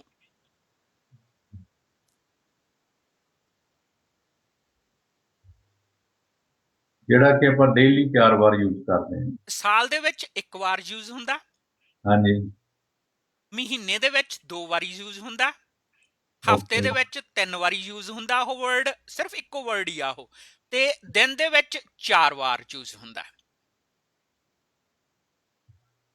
ਸੈਮੀ ਜੀ ਵੈਸੇ ਤੁਸੀਂ ਇਸ ਦਾ ਆਨਸਰ ਵੀ ਦੇ ਦਿਓ, ਜੇ ਆਪਾਂ ਨੂੰ ਕਮੈਂਟ ਬਾਕਸ ਦੇ ਵਿੱਚ ਮਿਲ ਜਾਊਗਾ ਇਹਦਾ ਆਨਸਰ। ਅਗਲੇ ਵੀਕ ਲਾਜ਼ਮੀ ਆਪਾਂ ਦੇ ਦੇਵਾਂਗੇ ਜੀ ਆਨਸਰ, ਮੈਂ ਲਾਜ਼ਮੀ ਦਊਂਗਾ ਅਗਲੇ ਵੀਕ ਦੇ ਵਿੱਚ ਕਿ ਇਹ ਕਿਹੜਾ ਵਰਡ ਆ ਜਿਹੜਾ ਕਿ ਸਿਰਫ ਇਹ ਸਾਲ ਦੇ ਵਿੱਚ 1 ਵਾਰ, ਮਹੀਨੇ 'ਚ 2 ਵਾਰ, ਤੇ ਵੀਕ ਦੇ ਵਿੱਚ 3 ਵਾਰ, ਤੇ ਮੇਰੇ ਮੁਤਾਬਕ ਤਾਂ ਇਹ ਆ ਜੀ। ਹਾਂਜੀ, ਬਾਕੀ ਆਪਾਂ ਕਮੈਂਟ ਬਾਕਸ ਤੋਂ ਨੈਕਸਟ ਵੀਕ ਉਹਦੇ ਵਿੱਚ ਕਲੀਅਰ ਕਰ ਦਾਂਗੇ ਕਿ ਇਹ ਹੈ ਕਿ B ਜਾਂ C। ਹਾਂਜੀ, ਸੋ ਇਹ ਆ ਕਿ ਸਾਡੇ ਸਰੋਤੇ ਵੀ ਇਸ ਦਾ ਜਵਾਬ ਦੇ ਸਕਦੇ ਨੇ ਕਿ ਇਹ ਕਿਹੜਾ ਵਰਡ ਹੈ। ਸੋ ਆਪਣੀ ਜਿਹੜੀ ਗੱਲਬਾਤ ਉਹ ਚੱਲ ਰਹੀ ਸੀਗੀ ਅਮਰਤ ਜੀ ਕ੍ਰਿਟੀਕਲ ਇੰਸ਼ੋਰੈਂਸ ਦੇ ਬਾਰੇ ਦੇ ਵਿੱਚ। ਸੋ ਤੁਸੀਂ ਹੋਰ ਕਿਸ ਤਰ੍ਹਾਂ ਦੇ ਐਡ ਕਰਨਾ ਚਾਹੁੰਦੇ ਹੋ ਕ੍ਰਿਟੀਕਲ ਇੰਸ਼ੋਰੈਂਸ ਦੇ ਬਾਰੇ ਵਿੱਚ, ਕਿਉਂਕਿ ਕਈ ਵਾਰੀ ਸਾਡੇ ਕੋਲੇ ਕੋਈ ਨੌਲੇਜ ਨਹੀਂ ਹੁੰਦੀ, ਤੁਹਾਨੂੰ ਜ਼ਿਆਦਾ ਪਤਾ ਹੁੰਦਾ ਹੈ। ਸੋ ਸਾਨੂੰ ਉਸ ਦੇ ਬਾਰੇ ਵੀ ਤੁਸੀਂ, ਜਿਹੜੇ ਕੋਈ ਹੋਰ ਨੇ ਕ੍ਰਿਟੀਕਲ ਇੰਸ਼ੋਰੈਂਸ ਜਦੋਂ ਅਸੀਂ ਲੈਂਦੇ ਹਾਂ, ਕਿਸ ਤਰ੍ਹਾਂ ਦੀਆਂ ਗੱਲਾਂ ਦਾ ਧਿਆਨ ਰੱਖਣਾ ਚਾਹੀਦਾ ਹੈ, ਤਾਂ ਕਿਸ ਤਰ੍ਹਾਂ ਦੀਆਂ ਪਾਲਿਸੀ ਜਿਹੜੀ ਹੈ ਕਿਸ ਤਰ੍ਹਾਂ ਫਿਰ ਕੰਮ ਕਰਦੀ ਹੈ ਕ੍ਰਿਟੀਕਲ ਇੰਸ਼ੋਰੈਂਸ ਦੀ, ਉਸ ਦੇ ਬਾਰੇ ਦੇ ਵਿੱਚ ਵੀ ਤੁਸੀਂ ਅੱਜ ਸਾਡੇ ਸਰੋਤਿਆਂ ਦੇ ਨਾਲ ਜਿਹੜੀ ਕਿ ਉਹ ਜਾਣਕਾਰੀ ਸਾਂਝੀ ਕਰੋ। ਬਿਲਕੁਲ ਜੀ, ਜਿਹੜੀ ਕ੍ਰਿਟੀਕਲ ਇੰਸ਼ੋਰੈਂਸ ਆ, ਦੇਖੋ ਹੁਣ ਪਾਸ ਦੇ ਵਿੱਚ ਤਾਂ ਆਪਾਂ ਦੇਖਦੇ ਕਈ ਵਾਰ ਆਪਾਂ ਬਹੁਤ ਸਾਰੇ, ਜੇ ਤਾਂ ਆਪਾਂ ਰੈਗੂਲਰਲੀ ਚੈੱਕਅਪ ਆਪਣਾ ਕਰਾਉਂਦੇ ਰਹਿੰਦੇ ਆ ਤਾਂ ਆਪਾਂ ਨੂੰ ਛੇਤੀ ਜਿਹੜੇ ਕੋਈ ਸਿੰਪਟਮਸ ਵਗੈਰਾ ਆਉਂਦੇ ਨੇ ਤਾਂ ਪਤਾ ਲੱਗ ਜਾਂਦਾ ਹੈਗਾ। ਪਰ ਕਈ ਜਿਹੜੇ ਹੈਗੇ ਨੇ ਬੰਦੇ ਉਹ ਨਹੀਂ ਆਪਣਾ ਚੈੱਕਅਪ ਪ੍ਰੋਪਰਲੀ ਕਰਾਉਂਦੇ, ਤੇ ਪਰ ਕਰਾਉਣ ਤੋਂ ਬਾਅਦ ਦੇ ਵਿੱਚ ਵੀ ਕੁਛ ਨਾ ਕੁਛ ਜ਼ਰੂਰ ਸਿੰਪਟਮ ਨਿਕਲੇ ਆਉਂਦੇ ਨੇ ਕਿ ਜਿਨ੍ਹਾਂ ਨੂੰ ਕਿ ਇਸ ਬਾਰੇ ਨੌਲੇਜ ਨਹੀਂ ਹੁੰਦੀ ਹੈਗੀ। ਤਾਂ ਹਰ ਇੱਕ ਬੰਦੇ ਨੂੰ ਕੀ ਆ ਕਿ ਜਿਹੜੀ ਕ੍ਰਿਟੀਕਲ ਇੰਸ਼ੋਰੈਂਸ ਉਹ ਨਾਲ ਕੈਰੀ ਕਰਨੀ ਚਾਹੀਦੀ ਆ, ਕਿਉਂਕਿ ਅੱਗੇ ਜਿਹੜਾ ਸੀਗਾ ਆਪਣਾ ਅੰਕੜਾ ਜਿਹੜਾ ਤੁਹਾਨੂੰ ਸਟੈਟ ਦੇ ਵਿੱਚੋਂ ਆ ਰਿਹਾ ਸੀਗਾ ਕਿ ਹਰ ਚੌਥੇ ਬੰਦੇ ਨੇ ਤੁਹਾਡੇ ਨਾਲ, ਜੇ ਕਿਤੇ ਤੁਸੀਂ ਬੈਠੇ ਹੋ ਰੋ ਦੇ ਵਿੱਚ, ਤਾਂ ਉਹਨਾਂ ਨੇ ਅਪ ਦਾ ਏਜ 65 ਤੱਕ ਤੁਹਾਡੇ ਨਾਲ ਉਹਨਾਂ ਨੇ ਨਹੀਂ ਪਹੁੰਚਣਾ। ਹੁਣ ਉਹਨਾਂ ਦੇ ਜਿਹੜੇ ਨਵੇਂ ਸਟੈਟਸ ਆ ਰਹੇ ਨੇ ਉਹ ਕਹਿ ਰਹੇ ਨੇ ਕਿ ਹਰ ਦੂਜੇ ਬੰਦੇ ਨੇ ਤੁਹਾਡੇ ਨਾਲ 65 ਦੀ ਏਜ ਤੱਕ ਤੁਹਾਡੇ ਨਾਲ ਦਾ ਸਫ਼ਰ ਤੈਅ ਨਹੀਂ ਕਰਨਾ। ਸੋ ਇਸ ਕਰਕੇ ਕੀ ਹੈ ਕਿ ਜਿੱਦਾਂ COVID-19 ਦੀ ਮਾਰ ਆਪਾਂ ਨੂੰ ਸਾਰਿਆਂ ਨੂੰ ਪਈ ਹੈ, ਬਹੁਤ ਸਾਰੇ ਲੋਕਾਂ ਨੂੰ ਅੰਦਰ ਵੀ, ਬਹੁਤ ਲੋਕਾਂ ਦੀਆਂ ਜਾਨਾਂ ਵੀ ਇਹਦੇ ਵਿੱਚ ਚਲੀਆਂ ਗਈਆਂ ਨੇ, ਤੇ ਬਹੁਤ ਸਾਰੇ ਆਈਸੋਲੇਸ਼ਨ ਦੇ ਅੰਦਰ ਨੇ ਤੇ ਰਿਕਵਰ ਵੀ ਹੋ ਰਹੇ ਨੇ। ਹੁਣ ਇਸ ਤੋਂ ਇਹ ਜ਼ਾਹਰ ਹੋ ਰਿਹਾ ਕਿ ਜਿਹੜੇ ਆਉਣ ਵਾਲੇ ਟਾਈਮ ਦੇ ਵਿੱਚ ਵੀ ਜਿਹੜਾ ਇੱਦਾਂ ਦਾ ਬਹੁਤ ਕੁਝ ਹੋ ਸਕਦਾ ਕਿ ਜਿਹੜੀ ਡਿਜ਼ੀਜ਼ ਨਵੀਂ ਆ ਸਕਦੀ, ਉਹਦੇ ਕਰਕੇ ਕੀ ਹੈ ਕਿ ਆਪਾਂ ਨੂੰ ਕ੍ਰਿਟੀਕਲ ਇੰਸ਼ੋਰੈਂਸ ਹੈ ਜਿਹੜੀ ਜ਼ਰੂਰ ਨਾਲ ਕੈਰੀ ਕਰਨੀ ਚਾਹੀਦੀ ਹੈ, ਕਿਉਂਕਿ ਉਹਦੇ ਨਾਲ ਆਪਾਂ ਨੂੰ ਆਪ ਦੀ ਜਿਹੜੀ ਇਨਕਮ ਵੀ ਪ੍ਰੋਟੈਕਟ ਹੋ ਜਾਂਦੀ ਹੈ, ਤੇ ਆਉਣ ਵਾਲੇ ਟਾਈਮ ਦੇ ਵਿੱਚ ਕੀ ਹੈ ਕਿ ਸਾਡੀ ਫੈਮਿਲੀ ਨੂੰ ਦੁਆਰਾ ਜਿਹੜਾ ਕਿ ਉਹ ਸਫਰ ਨਹੀਂ ਕਰਨਾ ਪੈਂਦਾ। ਠੀਕ ਆ ਅਮਰ ਜੀ। ਸੋ ਮੇਰਾ ਅਗਲਾ ਸਵਾਲ ਇਹ ਆ ਤੁਹਾਡੇ ਲਈ ਕਿ ਕ੍ਰਿਟੀਕਲ ਇੰਸ਼ੋਰੈਂਸ ਲਈ ਹੋਈ ਆ, ਫਰਜ਼ ਕਰੋ ਕਿ ਅਸੀਂ ਟਰੈਵਲ ਇੰਸ਼ੋਰੈਂਸ ਵੀ ਜਿਹੜਾ ਕਿ ਉਹ ਲੈ ਕੇ ਜਾਂਦੇ ਆ ਬਾਹਰ, ਸੋ ਸਾਡੇ ਕੋਈ ਸੱਟ ਫੇਟ ਵਗੈਰਾ ਬਾਹਰ ਲੱਗ ਜਾਂਦੀ ਆ ਜਾਂ ਕੋਈ ਪ੍ਰੋਬਲਮ ਹੋ ਜਾਂਦੀ ਆ ਸਾਨੂੰ, ਤਾਂ ਫਿਰ critical insurance out of country ਵੀ ਕੰਮ ਕਰਦੀ ਆ ਕਿ ਸਿਰਫ ਜਦੋਂ ਤੁਸੀਂ ਜਿੱਥੇ ਉਹ ਲਈ ਹੋਈ ਆ, ਫਰਜ਼ ਕਰੋ ਮੈਂ ਕੈਲਗਰੀ 'ਚ ਰਹਿਣਾ, ਕੈਨੇਡਾ 'ਚ ਰਹਿਣਾ, ਮੈਂ ਇੱਥੇ ਕ੍ਰਿਟੀਕਲ ਇੰਸ਼ੋਰੈਂਸ ਲਈ ਹੋਈ ਆ, ਤਾਂ ਮੈਂ ਬਾਹਰ ਜਾਣਾ ਤਾਂ ਮੈਨੂੰ ਕੋਈ ਪ੍ਰੋਬਲਮ ਆਉਂਦੀ ਆ, ਉੱਥੇ ਜਾ ਕੇ ਮੇਰੇ ਸੱਟ ਫੇਟ ਲੱਗਦੀ ਆ, ਤਾਂ ਮੈਂ ਟਰੈਵਲ ਇੰਸ਼ੋਰੈਂਸ ਆ ਜਿਹੜੀ ਉਹ ਲੈ ਕੇ ਨਹੀਂ ਗਿਆ ਗਾ, ਤਾਂ ਕੀ ਆਊਟ ਆਫ ਕੰਟਰੀ ਵੀ ਜਿਹੜੀ ਕ੍ਰਿਟੀਕਲ ਇੰਸ਼ੋਰੈਂਸ ਕੰਮ ਕਰਦੀ ਆ? ਜਿਹੜੀ ਮਤਲਬ ਕਿ ਸੱਟ ਫੇਟ ਦੇ ਨਾਲ ਜਿਹੜੀ ਵੀ ਕੋਈ ਰਿਲੇਟਡ ਹੈ, ਇਹਦਾ ਕ੍ਰਿਟੀਕਲ ਇੰਸ਼ੋਰੈਂਸ ਦੇ ਨਾਲ, ਕ੍ਰਿਟੀਕਲ ਇਲਨੈਸ ਦੇ ਨਾਲ ਕੋਈ ਕੰਸਰਨ ਨਹੀਂ ਹੈ, ਉਹ ਡਿਸੇਬਿਲਿਟੀ ਕੰਮ ਕਰਦਾ। ਠੀਕ ਹੈ, ਮੈਂ ਇਹੀ ਕਨਫਰਮ ਕਰਨਾ ਚਾਹੁੰਦਾ ਸੀਗਾ ਕਿਉਂਕਿ ਹਰੇਕ ਪਾਲਿਸੀ ਦਾ ਆਪਣਾ ਆਪਣਾ ਹੁੰਦਾ, ਡਿਸੇਬਿਲਿਟੀ ਫਿਰ ਉਹ ਉਧਰ ਕੰਮ ਕਰਦੀ ਹੈ, ਰਾਈਟ? ਹਾਂਜੀ, ਕ੍ਰਿਟੀਕਲ ਇੰਸ਼ੋਰੈਂਸ ਜੇ ਤੁਸੀਂ ਇੱਥੋਂ ਯੂਨਾਈਟਿਡ ਸਟੇਟ ਦੇ ਵਿੱਚ ਵੀ ਜਾਂਦੇ ਉੱਥੇ ਕੋਈ ਪ੍ਰੋਬਲਮ ਆ ਜਾਂਦੀ ਹੈ, ਹਾਂਜੀ ਉੱਥੇ ਜੇ ਤੁਸੀਂ ਟਰੈਵਲ ਇੰਸ਼ੋਰੈਂਸ ਨਾਲ ਕੈਰੀ ਨਹੀਂ ਕੀਤੀ ਹੋਈ, ਠੀਕ ਹੈ, ਉਹ ਜਦੋਂ ਵੀ ਹੋ ਗਿਆ ਜਿਹੜਾ ਉਹਦਾ ਖਰਚਾ ਹੋਊਗਾ ਤੁਹਾਨੂੰ ਆਪਦੀ ਪੋਕਟ ਚੋਂ ਕਰਨਾ ਪਊਗਾ। ਪਰ ਜਦੋਂ ਉਹ ਸਿੰਪਟਮ ਜੋ ਉੱਥੇ ਤੁਹਾਡੀ ਉਹ ਹੋ ਗਈ, ਉਸ ਤੋਂ ਬਾਅਦ ਤੁਸੀਂ 30 ਡੇਜ਼ ਸਰਵਾਈਵ ਕਰਦੇ ਹੋ, ਤਾਂ ਜਿਹੜੀ ਕੰਪਨੀ ਹੈ ਜਿਹਦੇ ਵਿੱਚ ਨਾਲ ਥਰੂ ਤੁਸੀਂ ਗਏ ਹੋ ਸਰਵਾਈਵ ਹੋਈ ਹੈ, ਉਹ ਤੁਹਾਨੂੰ ਕੀ ਜਿਹੜਾ ਉਹਦਾ ਫੇਸ ਅਮਾਊਂਟ ਦਾ ਲੰਪ ਸਮ 30 ਡੇਜ਼ ਤੁਹਾਨੂੰ ਪੇ ਕਰ ਦੇਣਗੇ। ਪਰ ਜਿਹੜਾ ਉੱਥੇ ਖਰਚਾ ਹੋਊਗਾ ਤੁਹਾਡੀ ਮੈਡੀਕਲ ਦਾ ਜਾਂ ਤੁਹਾਡੇ ਆਉਣ ਜਾਣ ਦਾ ਉੱਥੇ ਜਾਂ ਰਹਿਣ ਦਾ ਜੋ ਵੀ ਆ, ਉਹ ਤੁਹਾਨੂੰ ਆਪ ਨੂੰ ਕਰਨਾ ਪਊਗਾ। ਸੋ ਇਸੇ ਕਰਕੇ ਕ੍ਰਿਟੀਕਲ ਇਲਨੈਸ ਇੰਸ਼ੋਰੈਂਸ ਪਲੱਸ ਦਾ ਟਰੈਵਲ ਇੰਸ਼ੋਰੈਂਸ ਜਦੋਂ ਵੀ ਤੁਸੀਂ ਜਾਂਦੇ ਆ ਆਪਦੇ ਆਪ ਨੂੰ ਪ੍ਰੋਟੈਕਟ ਕਰਕੇ ਜਾਓ, ਹਮੇਸ਼ਾ ਹੀ ਟਰੈਵਲ ਇੰਸ਼ੋਰੈਂਸ ਆਪਦੇ ਨਾਲ ਕੈਰੀ ਕਰਕੇ ਲੈ ਜਾਓ।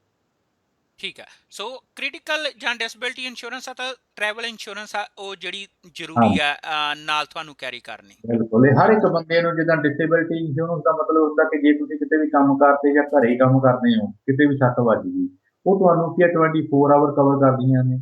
ਪਰ ਜਦੋਂ ਤੁਸੀਂ ਇੰਪਲਾਈ ਜਾਂ ਕੰਮ ਤੇ ਹੁੰਦੀਆਂ ਨੇ, ਬਹੁਤ ਸਾਰੇ ਕਹਿੰਦੇ ਨੇ ਕਿ ਸਾਡੀ ਆਲਰੇਡੀ ਉੱਥੋਂ ਹੀ, ਉਹ ਤੁਹਾਨੂੰ ਸਿਰਫ ਕੰਮ ਤੇ ਹੀ ਕਵਰ ਕਰਦੀਆਂ ਨੇ। ਉਹਦੇ ਨਾਲ ਨਾਲ ਤੁਸੀਂ ਆਪਦੇ ਵਾਸਤੇ ਥੋੜੀ ਬਹੁਤ ਡਿਸੇਬਿਲਿਟੀ ਇੰਸ਼ੋਰੈਂਸ ਲੈ ਕੇ ਰੱਖੋ ਕਿ ਜਿਹੜੀ ਕਿ ਤੁਹਾਨੂੰ ਘਰੇ ਵੀ ਕਈ ਵਾਰੀ ਆਪਾਂ ਪਿੱਛੇ ਘਾਹ ਵਗੈਰਾ ਕੱਟਦੇ ਜਾਂ ਕੁਛ ਹੋਰ ਘਰ ਦੇ ਮੇਨਟੇਨੈਂਸ ਦਾ ਕੰਮ ਕਰਦੇ ਹਾਂ ਜਾਂ ਆਪਣੇ ਵਹੀਕਲ ਤੇ ਕੰਮ ਕਰਦੇ ਹਾਂ, ਕਈ ਵਾਰੀ ਤਾਂ ਕੁਛ ਹੋ ਜਾਂਦੀ, ਕੋਈ ਪ੍ਰੋਬਲਮ ਆ ਜਾਂਦੀ ਹੈ, ਡਿੱਗ ਜਾਂਦੇ ਆ, ਸੱਟ ਵੱਜ ਜਾਂਦੀ ਹੈ, ਤੁਹਾਨੂੰ ਉੱਦਾਂ ਡਿਸੇਬਿਲਿਟੀ ਉਹ ਕਵਰ ਕਰਦੀ ਹੈ।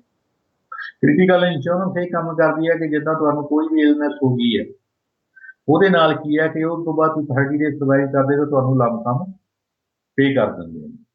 ਸੋ ਇਹ ਜਿਹੜੀਆਂ ਸਾਰੀਆਂ ਇੰਸ਼ੋਰੈਂਸ ਡਿਫਰੈਂਟ ਵੇ ਦੇ ਨਾਲ ਆਪੋ ਆਪਣੇ ਜਿਹੜਾ ਉਹ ਕਿਰਦਾਰ ਨਿਭਾਉਂਦੀਆਂ ਨੇ। ਠੀਕ ਹੈ, ਕਿਉਂਕਿ ਇਸੇ ਕਰਕੇ ਅਸੀਂ ਤੁਹਾਡੇ ਨਾਲ ਜਿਹੜੀ ਉਹ ਗੱਲਬਾਤ ਕਰਦੇ ਹੁੰਦੇ ਆ, ਕਿਉਂਕਿ ਫਿਰ ਜਿਹੜੇ ਸਾਡੇ ਉਹ ਭਾਵੇਂ ਮੈਂ ਹੋਵਾਂ, ਸਾਡੇ ਹੋਰ ਭੈਣ ਭਰਾ ਹੋਣ, ਅਸੀਂ ਤਾਂ ਇਹ ਦੇਖਣਾ ਕਿ ਇੰਸ਼ੋਰੈਂਸ ਲਈ ਹੋਈ ਆ, ਅਸੀਂ ਕਵਰ ਹੈਗੇ ਆ। ਬਾਅਦ ਦੇ ਵਿੱਚ ਜਦੋਂ ਕੋਈ ਪ੍ਰੋਬਲਮ ਆਉਂਦੀ ਆ, ਉਸ ਤੋਂ ਬਾਅਦ ਇੰਸ਼ੋਰੈਂਸ ਕਹਿੰਦੀ ਨਹੀਂ ਜੀ ਅਸੀਂ ਇੱਦਾਂ ਇਹ ਕੰਮ ਨਹੀਂ ਕਰਦੀ, ਕਿ ਤੁਹਾਡੀ ਤਾਂ ਇਸ ਕੰਮ ਦੀ ਇੰਸ਼ੋਰੈਂਸ ਸੀਗੀ, ਹੁਣ ਤੁਹਾਡੇ ਸੱਟ ਆ ਜਾਂ ਤੁਸੀਂ ਬਿਮਾਰ ਆ ਜਿਹੜਾ ਉਹ ਇਸ ਤਰ੍ਹਾਂ ਹੋਇਆ। ਸੋ ਇਸ ਕਰਕੇ ਮੈਂ ਤੁਹਾਨੂੰ ਕਈ ਕੁਐਸਚਨ ਇੱਦਾਂ ਪੁੱਛਦਾ ਹੁੰਦਾ ਕਿ ਜਿਹੜੇ ਸਾਡੇ ਭੈਣ ਭਰਾ ਨੇ ਜਾਂ ਸਾਡੇ ਸਰੋਤੇ ਨੇ ਜਿਹੜੇ ਸਾਡੇ ਨਾਲ ਜੁੜੇ ਹੋਏ ਨੇ ਇਸ ਟਾਈਮ ਤੇ ਜਾਂ ਬਾਅਦ ਦੇ ਵਿੱਚ ਵੀ ਦੇਖਣ, ਕਿ ਉਹਨਾਂ ਨੂੰ ਇੱਕ ਚੰਗੀ ਤਰ੍ਹਾਂ ਸਮਝ ਲੱਗ ਜਾਵੇ ਕਿ ਕ੍ਰਿਟੀਕਲ ਇੰਸ਼ੋਰੈਂਸ ਜਾਂ ਡਿਸੇਬਿਲਿਟੀ ਇੰਸ਼ੋਰੈਂਸ, ਲਾਈਫ ਇੰਸ਼ੋਰੈਂਸ ਆ ਜਿਹੜੀ ਉਹ ਸਾਰੀਆਂ ਅਲੱਗੋ ਅਲੱਗ ਕਿਸ ਤਰ੍ਹਾਂ ਕੰਮ ਕਰਦੀਆਂ ਨੇ। ਇਹ ਤੁਸੀਂ ਹੁਣ ਲਾਈਫ ਇੰਸ਼ੋਰੈਂਸ ਦੇ ਨਾਲ ਇਹਨਾਂ ਦੇ ਰਾਈਡਰਸ ਵੀ ਲੱਗ ਜਾਂਦੇ ਨੇ, ਇੰਕਲੂਡਿੰਗ ਇੱਕ ਵਨ ਪੈਕੇਜ ਦੇ ਵਿੱਚ ਸਾਰਾ ਕੁਝ ਮਿਲ ਜਾਂਦਾ ਹੈ। ਹਾਂਜੀ ਸੋ ਜੇ ਤੁਸੀਂ ਇੰਡੀਵਿਜੂਅਲੀ ਅਲੱਗ-ਅਲੱਗ ਲੈਣਾ ਚਾਹੁੰਦੇ ਹੋ ਤੇ ਜਾਂ ਰਾਈਡਰ ਨਾਲ ਲਵਾ ਕੇ ਲੈਣਾ ਚਾਹੁੰਦੇ ਹੋ, ਤਾਂ ਸਾਰਾ ਜਿਹੜਾ ਇਹ ਪੈਕੇਜ ਜਾਂ ਕੰਬੀਨੇਸ਼ਨ ਬਣਾ ਕੇ ਲਓ, ਕਿਉਂਕਿ ਕੋਈ ਪਤਾ ਨਹੀਂ ਕਿਹੜੇ ਵੇਲੇ ਆਪਾਂ ਨੂੰ ਕਿਹੜੀ ਇੰਸ਼ੋਰੈਂਸ ਦੀ ਜ਼ਰੂਰਤ ਪੈ ਜਾਣੀ ਹੈ। ਸੋ ਮੈਂ ਸਾਰਿਆਂ ਨੂੰ ਇਹੀ ਇਨਕਰੇਜ ਕਰਨਾ ਚਾਹੁੰਦਾ ਕਿ first of all life insurance ਤਾਂ ਜ਼ਰੂਰ ਹੋਣੀ ਚਾਹੀਦੀ, ਉਹਦੇ ਨਾਲ ਤੁਸੀਂ ਕ੍ਰਿਟੀਕਲ ਇੰਸ਼ੋਰੈਂਸ ਦਾ, ਇਲਨੈਸ ਦਾ ਰਾਈਡਰ ਜਾਂ ਡਿਸੇਬਿਲਿਟੀ ਵੇਵਰ ਦਾ ਵੀ, ਕਈ ਵਾਰੀ ਕੀ ਹੁੰਦਾ ਜੇ ਇੰਸ਼ੋਰੈਂਸ ਲਈਏ, ਬਹੁਤ ਸਾਰਿਆਂ ਦਾ ਲੋਕਾਂ ਦਾ ਸਵਾਲ ਇਹ ਵੀ ਹੁੰਦਾ ਕਿ ਯਾਰ ਲਾਈਫ ਇੰਸ਼ੋਰੈਂਸ ਲਈਏ, ਹੁਣ ਮੇਰੇ ਸੱਟ ਵੱਜ ਗਈ ਹੈ, ਡਿਸੇਬਲ ਹੋ ਗਿਆ ਤੇ ਹੁਣ ਮੈਂ ਪ੍ਰੀਮੀਅਮ ਚਾਹੂੰਗਾ। ਜੇ ਤੁਸੀਂ ਨਾਲ ਡਿਸੇਬਿਲਿਟੀ ਵੇਵਰ ਪ੍ਰੀਮੀਅਮ ਨਹੀਂ ਲਾਇਆ ਹੋਇਆ ਦੈਟ ਰਾਈਡਰ, ਤਾਂ ਤੁਹਾਨੂੰ ਜਿਹੜਾ ਉਹਦਾ ਪ੍ਰੀਮੀਅਮ ਫਿਰ ਵੀ ਤੁਹਾਨੂੰ ਦੇਣਾ ਹੀ ਪੈਣਾ ਲਾਈਫ ਇੰਸ਼ੋਰੈਂਸ। ਠੀਕ ਹੈ, ਤਾਂ ਸੋ ਹਰੇਕ ਸੋ ਜਦੋਂ ਅਸੀਂ ਲੈਂਦੇ ਹਾਂ ਇੰਸ਼ੋਰੈਂਸ, ਤੁਹਾਡਾ ਕਹਿਣ ਦਾ ਮਤਲਬ ਹੈ ਕਿ ਸਾਨੂੰ ਜਿਹੜਾ ਕਿ ਇੱਕ ਪੈਕੇਜ ਹੀ ਲੈਣਾ ਚਾਹੀਦਾ, ਨਾ ਕਿ ਅਲੱਗੋ ਅਲੱਗ ਜਿਹੜਾ ਲੈਣੀ ਚਾਹੀਦੀ ਇੰਸ਼ੋਰੈਂਸ। ਹਰ ਇੱਕ ਪਰਿਵਾਰ ਦਾ ਜਾਂ ਹਰ ਇੱਕ ਇੰਡੀਵਿਜੂਅਲ ਦਾ ਡਿਫਰੈਂਸ ਹੈ, ਚਾਹੇ ਅਲੱਗ-ਅਲੱਗ ਲੈ ਲਓ ਚਾਹੇ ਪੈਕੇਜ ਲੈ ਲਓ, ਪਰ ਮੈਂ ਤੁਹਾਨੂੰ ਇਨਕਰੇਜ ਕਰਨਾ ਚਾਹੁੰਦਾ ਕਿ ਤੁਹਾਡੇ ਕੋਲ ਇਹ ਜ਼ਰੂਰ ਹੋਣਾ ਚਾਹੀਦਾ। ਕਿਸੇ ਵੀ ਐਡਵਾਈਸਰ ਤੋਂ ਤੁਸੀਂ ਕਦੋਂ ਵੀ ਕੋਈ ਪ੍ਰੋਡਕਟ ਲੈਂਦੇ ਹੋ, ਪ੍ਰੋਪਰਲੀ ਪਹਿਲਾਂ ਉਹਦੀ ਓਪਨਲੀ ਜਾਣਕਾਰੀ ਲਓ। ਹਮੇਸ਼ਾ ਹੀ ਜਿਹੜਾ ਪ੍ਰੋਪਰਲੀ ਉਹਦੀ ਜਾਣਕਾਰੀ ਲੈਣ ਤੋਂ ਬਾਅਦ ਹੀ ਪ੍ਰੋਪਰ ਨੌਲੇਜ ਦੇ ਨਾਲ ਹੀ ਤੁਹਾਨੂੰ ਪ੍ਰੋਡਕਟ ਲੈਣਾ ਚਾਹੀਦਾ, ਕਿਉਂਕਿ ਹਰ ਇੱਕ ਫੈਮਿਲੀ ਦੇ ਜਿਹੜੇ ਸਿਨਾਰੀਓ ਨੇ ਜਾਂ ਉਹਨਾਂ ਦਾ ਨੀਡ ਐਂਡ ਹੈਗੀ ਹੈ ਉਹ ਡਿਫਰੈਂਟ ਹੈ। ਸੋ ਇਹ ਨਹੀਂ ਹੈ ਕਿ ਜਿਹੜੀ ਅੱਜ ਤੋਂ ਆਪਣੀ 20 ਸਾਲ ਪਹਿਲਾਂ ਦੀ ਨੀਡ ਸੀਗੀ ਉਹ ਅੱਜ ਵੀ ਹੈ, ਕਿਉਂਕਿ ਇਹ ਜਿਹੜੀ ਆਨਗੋਇੰਗ ਸਰਵਿਸ ਇੰਡਸਟਰੀ ਦੇ ਵਿੱਚ ਹਰ ਟਾਈਮ ਇੱਕ ਚੇਂਜਿਸ ਆਉਂਦੀਆਂ ਰਹਿੰਦੀਆਂ ਨੇ। ਲੈਟਸ ਸੇ ਜੇ ਤੁਹਾਡੇ ਕੋਲੇ ਪਹਿਲਾਂ 2 ਲੱਖ ਦਾ ਘਰ ਸੀਗਾ, ਅੱਜ ਘਰ 5 ਲੱਖ ਦਾ, ਜੇ ਤੁਸੀਂ 7 ਲੱਖ ਦਾ ਡਾਲਰ ਦਾ ਲਿਆ ਹੋਵੇ, ਤਾਂ ਤੁਹਾਡੇ ਕੋਲੇ ਡੈਟ ਦੀ ਜਿਹੜੀ ਆ ਰੇਸ਼ੋ ਹੁਣ ਜ਼ਿਆਦਾ ਹੋ ਗਈ ਹੈ। ਸੋ ਇਸ ਕਰਕੇ ਜੇ ਤੁਸੀਂ ਪਹਿਲਾਂ ਦੀ ਸਸਤੀ ਘੱਟ ਵਾਲੀ ਲਈ ਹੋਈ ਹੈ, ਤਾਂ ਤੁਸੀਂ ਆਪਦੇ ਆਪ ਨੂੰ ਅਪਗ੍ਰੇਡ ਕਰੋ ਤੇ ਡੈਟ ਨੂੰ ਪ੍ਰੋਪਰ ਦੇ ਵੇ ਦੇ ਨਾਲ ਪ੍ਰੋਪਰ ਪ੍ਰੋਫੈਸ਼ਨਲ ਐਡਵਾਈਜ਼ਰ ਤੋਂ ਹੀ ਇਹ ਸਰਵਿਸ ਲਓ, ਜਿਹੜਾ ਤੁਹਾਨੂੰ ਪ੍ਰੋਪਰ ਐਜੂਕੇਟ ਕਰਕੇ ਪ੍ਰੋਪਰ ਨੌਲੇਜ ਦੇ ਥਰੂ ਤੁਹਾਨੂੰ ਇਹ ਜਿਹੜੀ ਸਰਵਿਸ ਆ ਉਹ ਪ੍ਰੋਵਾਈਡ ਕਰਵਾਏ। ਠੀਕ ਹੈ, ਅਮਰਤ ਜੀ, ਇਸੇ ਨਾਲ ਹੀ ਆਪਣੀ ਜਿਹੜੀ ਗੱਲਬਾਤ ਆ ਉਹ ਜਾਰੀ ਰਹੇਗੀ। ਮੈਂ ਆਪਣੇ ਸਰੋਤਿਆਂ ਨੂੰ ਦੱਸ ਦੇਵਾਂ ਕਿ ਤੁਸੀਂ ਸਾਡੇ ਨਾਲ ਜੁੜ ਸਕਦੇ ਹੋ। ਫੇਸਬੁੱਕ ਤੇ ਅਸੀਂ ਲਾਈਵ ਹੁੰਨੇ ਆ ਹਰ ਐਤਵਾਰ ਨੂੰ ਕੈਲਗਰੀ ਦੇ ਟਾਈਮ ਦੇ ਅਨੁਸਾਰ 12 ਵਜੇ। ਸੋ ਤੁਸੀਂ ਸਾਡੇ ਨਾਲ ਜੁੜ ਸਕਦੇ ਹੋ। ਤੁਹਾਡਾ ਕੋਈ ਸਵਾਲ ਹੋਵੇ ਇੰਸ਼ੋਰੈਂਸ ਦੇ ਸੰਬੰਧੀ ਤਾਂ ਅਮਰਤ ਜੀ ਤੋਂ ਉਹ ਤੁਸੀਂ ਪੁੱਛ ਸਕਦੇ ਹੋ। ਆਉਣ ਵਾਲੇ ਪ੍ਰੋਗਰਾਮਾਂ ਦੇ ਵਿੱਚ ਵੀ ਅਸੀਂ ਜਿਹੜੀ ਆਪਣੀ ਕੋਸ਼ਿਸ਼ ਜਾਰੀ ਰੱਖਾਂਗੇ ਕਿ ਤੁਹਾਡੇ ਤੱਕ ਜਿਹੜੀ ਵੱਧ ਤੋਂ ਵੱਧ ਅਸੀਂ ਜਾਣਕਾਰੀ ਆ ਉਹ ਲੈ ਕੇ ਆ ਸਕੀਏ। ਅਮਰਤ ਜੀ, ਆਪਾਂ ਗੱਲਬਾਤ ਜਿਹੜੀ ਪਿੱਛੇ ਵੀ ਕਰਦੇ ਸੀਗੇ ਜਿਸ ਤਰ੍ਹਾਂ ਕਿ ਇਨਵੈਸਟਮੈਂਟ ਦੇ ਲਈ। ਸੋ ਇਨਵੈਸਟਮੈਂਟ ਦੇ ਲਈ ਸਾਨੂੰ ਸਮਝਾਓ ਕਿ ਇਨਵੈਸਟਮੈਂਟ ਕਿਸ ਤਰ੍ਹਾਂ ਦੀਆਂ ਹੁੰਦੀਆਂ ਨੇ। ਇੰਸ਼ੋਰੈਂਸ ਦੇ ਵਿੱਚ ਜਾਂ ਬੈਂਕਿੰਗ ਦੇ ਨਾਲ ਤਾਂ ਤੁਸੀਂ ਕੰਮ ਨਹੀਂ ਕਰਦੇਗੇ। ਸੋ ਸਾਨੂੰ ਪਰ ਉਹਦੇ ਲਈ ਸਾਨੂੰ ਜਾਣਕਾਰੀ ਸਾਡੇ ਸਰੋਤਿਆਂ ਨੂੰ ਲਾਜ਼ਮੀ ਦਿਓ ਕਿ ਕਿਸ ਤਰ੍ਹਾਂ ਦੀਆਂ ਇਨਵੈਸਟਮੈਂਟ ਹੁੰਦੀਆਂ ਨੇ, ਤਾਂ ਕਿ ਜਿਹੜੇ ਆਪਾਂ ਇਸ ਗੱਲਬਾਤ ਨੂੰ ਇੱਥੇ ਹੀ ਸ਼ੁਰੂ ਕਰਦੇ ਹਾਂ। ਕਿਉਂਕਿ ਸਭ ਤੋਂ ਪਹਿਲਾਂ ਇਹ ਪਤਾ ਹੋਣਾ ਚਾਹੀਦਾ ਕਿ ਇਨਵੈਸਟਮੈਂਟ ਜਿਹੜੀਆਂ ਤੁਸੀਂ ਕਰਨੀਆਂ ਨੇ, ਹਾਰਡ ਵਰਕ ਕਰਦੇ ਹੋ, ਪੈਸਾ ਕਮਾਉਣੇ ਹੋ, ਤਾਂ ਕਿਸ ਤਰ੍ਹਾਂ ਦੀਆਂ ਇਨਵੈਸਟਮੈਂਟ ਹੁੰਦੀਆਂ ਨੇ ਜਿਹੜੀਆਂ ਕਿ ਸਾਡੇ ਲਈ ਸਹੀ ਹੁੰਦੀਆਂ ਨੇ। ਇਨਵੈਸਟਮੈਂਟ ਦਾ ਮੀਨਸ ਕੀ ਹੁੰਦਾ ਕਿ ਆਪਾਂ ਜਿਹੜਾ ਵੀ ਕੁਝ ਪੈਸਾ ਕੰਮ ਕਰਕੇ ਆ ਕੇ ਸੇਵ ਕਰ ਰਹੇ ਹਾਂ, ਉਹ ਪ੍ਰੋਪਰਲੀ ਤੁਹਾਡਾ ਕਿਤੇ ਇਨਵੈਸਟ ਹੋਵੇ ਕਿ ਆਉਣ ਵਾਲੇ ਟਾਈਮ ਦੇ ਵਿੱਚ ਕਿ ਜੇ ਤੁਹਾਨੂੰ ਜ਼ਰੂਰਤ ਹੈ ਤੁਹਾਡੇ ਬੈਨੀਫਿਸ਼ਰੀ ਜਾਂ ਤੁਹਾਡੇ ਪਰਿਵਾਰ ਦੇ ਲਈ ਹੈ ਕਿ ਉਹ ਕੰਮ ਕਰ ਸਕੇ। ਇਨਵੈਸਟਮੈਂਟਸ ਬਹੁਤ ਤਰ੍ਹਾਂ ਦੀਆਂ ਹੁੰਦੀਆਂ ਨੇ, ਜਿਵੇਂ ਕੋਈ ਵੀ ਪੈਸਾ ਤੁਸੀਂ ਸੇਵ ਕਰਦੇ ਆ, ਕੋਈ ਫੈਮਿਲੀ ਆਰਆਰਐਸ ਸੇਵ ਕਰ ਰਹੀ ਹੈ, ਕੋਈ tax free saving account save ਕਰ ਰਹੀ ਹੈ, ਠੀਕ ਹੈ, ਕੋਈ ਸੇਵਿੰਗ ਪਲਾਨ 'ਚ ਕਰ ਰਹੇ ਨੇ, ਜਾਂ ਕਿਸੇ ਨੇ ਐਨਿਊਟੀਜ਼ ਵਗੈਰਾ ਲਈਆਂ ਹੋਈਆਂ ਨੇ। ਸੋ ਇਹ ਸਾਰੀਆਂ ਇਨਵੈਸਟਮੈਂਟ ਦੇ ਵਿੱਚ ਆ ਜਾਂਦੀਆਂ ਨੇ। ਕੋਈ ਜਿਹੜੀਆਂ ਇਨਵੈਸਟਮੈਂਟ ਹਰ ਇੱਕ ਫੈਮਿਲੀ ਦੇ ਬਾਰੇ ਦੇ ਅਕੋਰਡਿੰਗਲੀ ਉਹਨਾਂ ਦੇ ਨੀਡ ਐਨਾਲਿਸਿਸ ਤੋਂ ਬਾਅਦ ਹੀ ਦੇਖਿਆ ਜਾਂਦਾ ਹੈ ਕਿ ਉਹਨਾਂ ਦੇ ਵਾਸਤੇ ਕਿਹੜੀ ਠੀਕ ਹੈ। ਕਿਉਂਕਿ ਹੁਣ ਕਈ ਵਾਰੀ ਜਨਵਰੀ, ਫਰਵਰੀ ਜਾਂ ਮਾਰਚ ਦਾ ਜਦੋਂ ਮਹੀਨਾ ਆਉਂਦਾ, ਤੁਸੀਂ ਬੈਂਕ 'ਚ ਜਾਂਦੇ ਹੋ, ਉਹ ਕਹਿੰਦੇ ਨੇ ਕਿ ਤੁਸੀਂ ਸਿਰਫ ਆਰਆਰਐਸਪੀ ਲੈ ਲਓ, ਇਹ ਨਾਲ ਕੀ ਤੁਹਾਡੀ ਟੈਕਸ ਦੀ ਸੇਵਿੰਗ ਹੋ ਜਾਊਗੀ। ਠੀਕ ਆ, ਆਰਆਰਐਸਪੀ ਇੱਕ ਬਹੁਤ ਵਧੀਆ ਵਹੀਕਲ ਆ ਕਿ ਉਹਦੇ ਵਿੱਚ ਤੁਸੀਂ ਸੇਵਿੰਗ ਕਰ ਲੈਂਦੇ ਕਿ ਜਿਹੜਾ ਤੁਹਾਨੂੰ ਰਿਟਾਇਰਮੈਂਟ ਦੇ ਬਾਅਦ ਤੁਹਾਨੂੰ ਉਹਦਾ ਜਿਹੜਾ ਬੈਨੀਫਿਟ ਮਿਲਦਾ ਤੁਸੀਂ ਉਹਨੂੰ ਲੈ ਸਕਦੇ ਹੋ ਉਸ ਤੋਂ ਬਾਅਦ।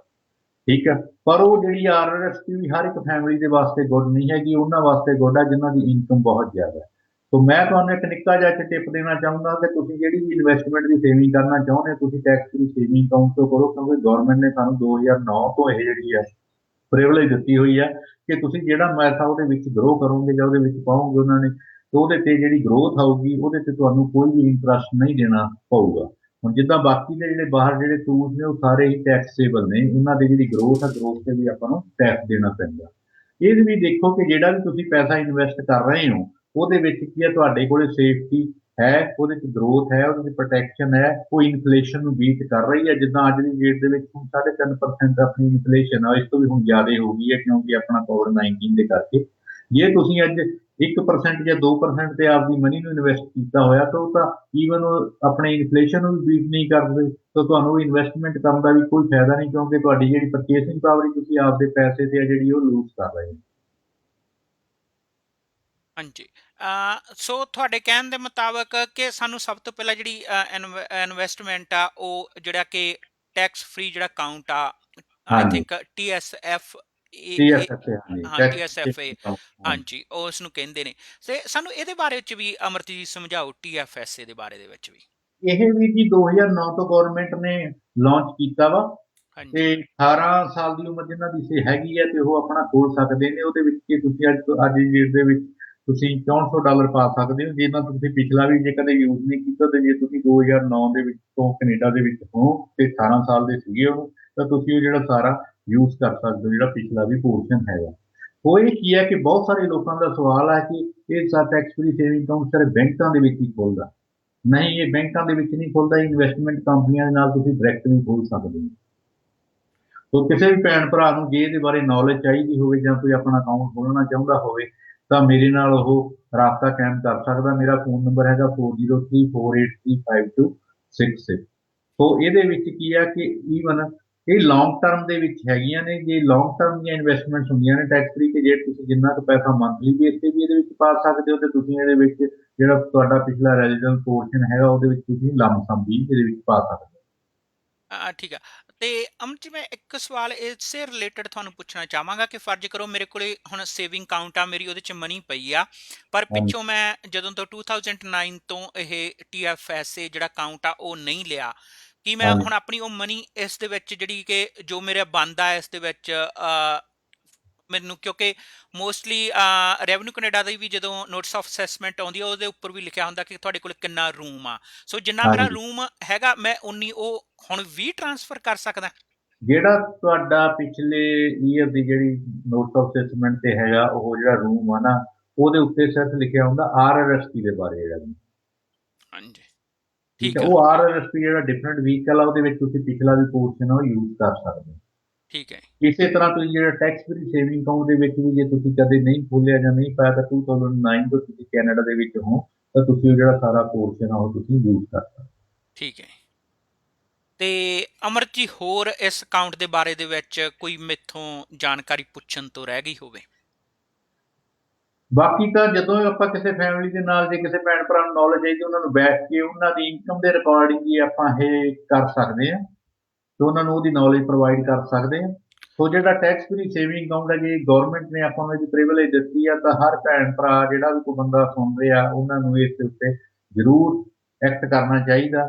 ਤੇ ਇਹ ਸਿਰਫ ਬੈਂਕ ਹੀ ਨਹੀਂ ਖੋਲ ਰਹੇ ਨੇ, ਇਹ ਆਪਾਂ ਡਾਇਰੈਕਟ ਤੁਹਾਡੇ ਕੰਪਨੀਆਂ ਦੇ ਨਾਲ ਵੀ ਖੋਲ ਰਹੇ ਨੇ। ਹੁਣ ਬੈਂਕ ਵੀ ਜੇ ਤੁਸੀਂ ਮੈਂ ਨਿੱਕੀ ਜਿਹੀ ਐਗਜ਼ਾਮਪਲ ਦੇਣੀ ਚਾਹੂੰਗਾ, ਹੁਣ ਸਾਰੇ ਆਪਾਂ ਪੈਸੇ ਆ ਜਾਂ ਅਕਾਊਂਟ ਵਗੈਰਾ ਸਾਰੇ ਬੈਂਕ ਦੇ ਵਿੱਚ ਜਮ੍ਹਾਂ ਕਰਵਾਉਂਦੇ ਆ, TD ਹੋ ਗਿਆ, ਸਕੋਚੀ ਹੋ ਗਿਆ, ਜਿੰਨੇ BMO, RBC, ਰਾਈਟ। ਹਾਂਜੀ, ਇਹ ਵੀ ਦੇਖੋ ਹੁਣ ਜੇ ਪੈਸੇ ਨੂੰ ਆਪਣੇ ਲੋਕਰ ਦੇ ਵਿੱਚ ਤਾਂ ਰੱਖਦੇ ਨਹੀਂ ਜੀ, ਹਾਂਜੀ, ਇਹ ਵੀ ਅੱਗੇ ਕਿਤੇ ਨਾ ਕਿਤੇ ਇਨਵੈਸਟ ਕਰ ਰਹੇ ਨੇ।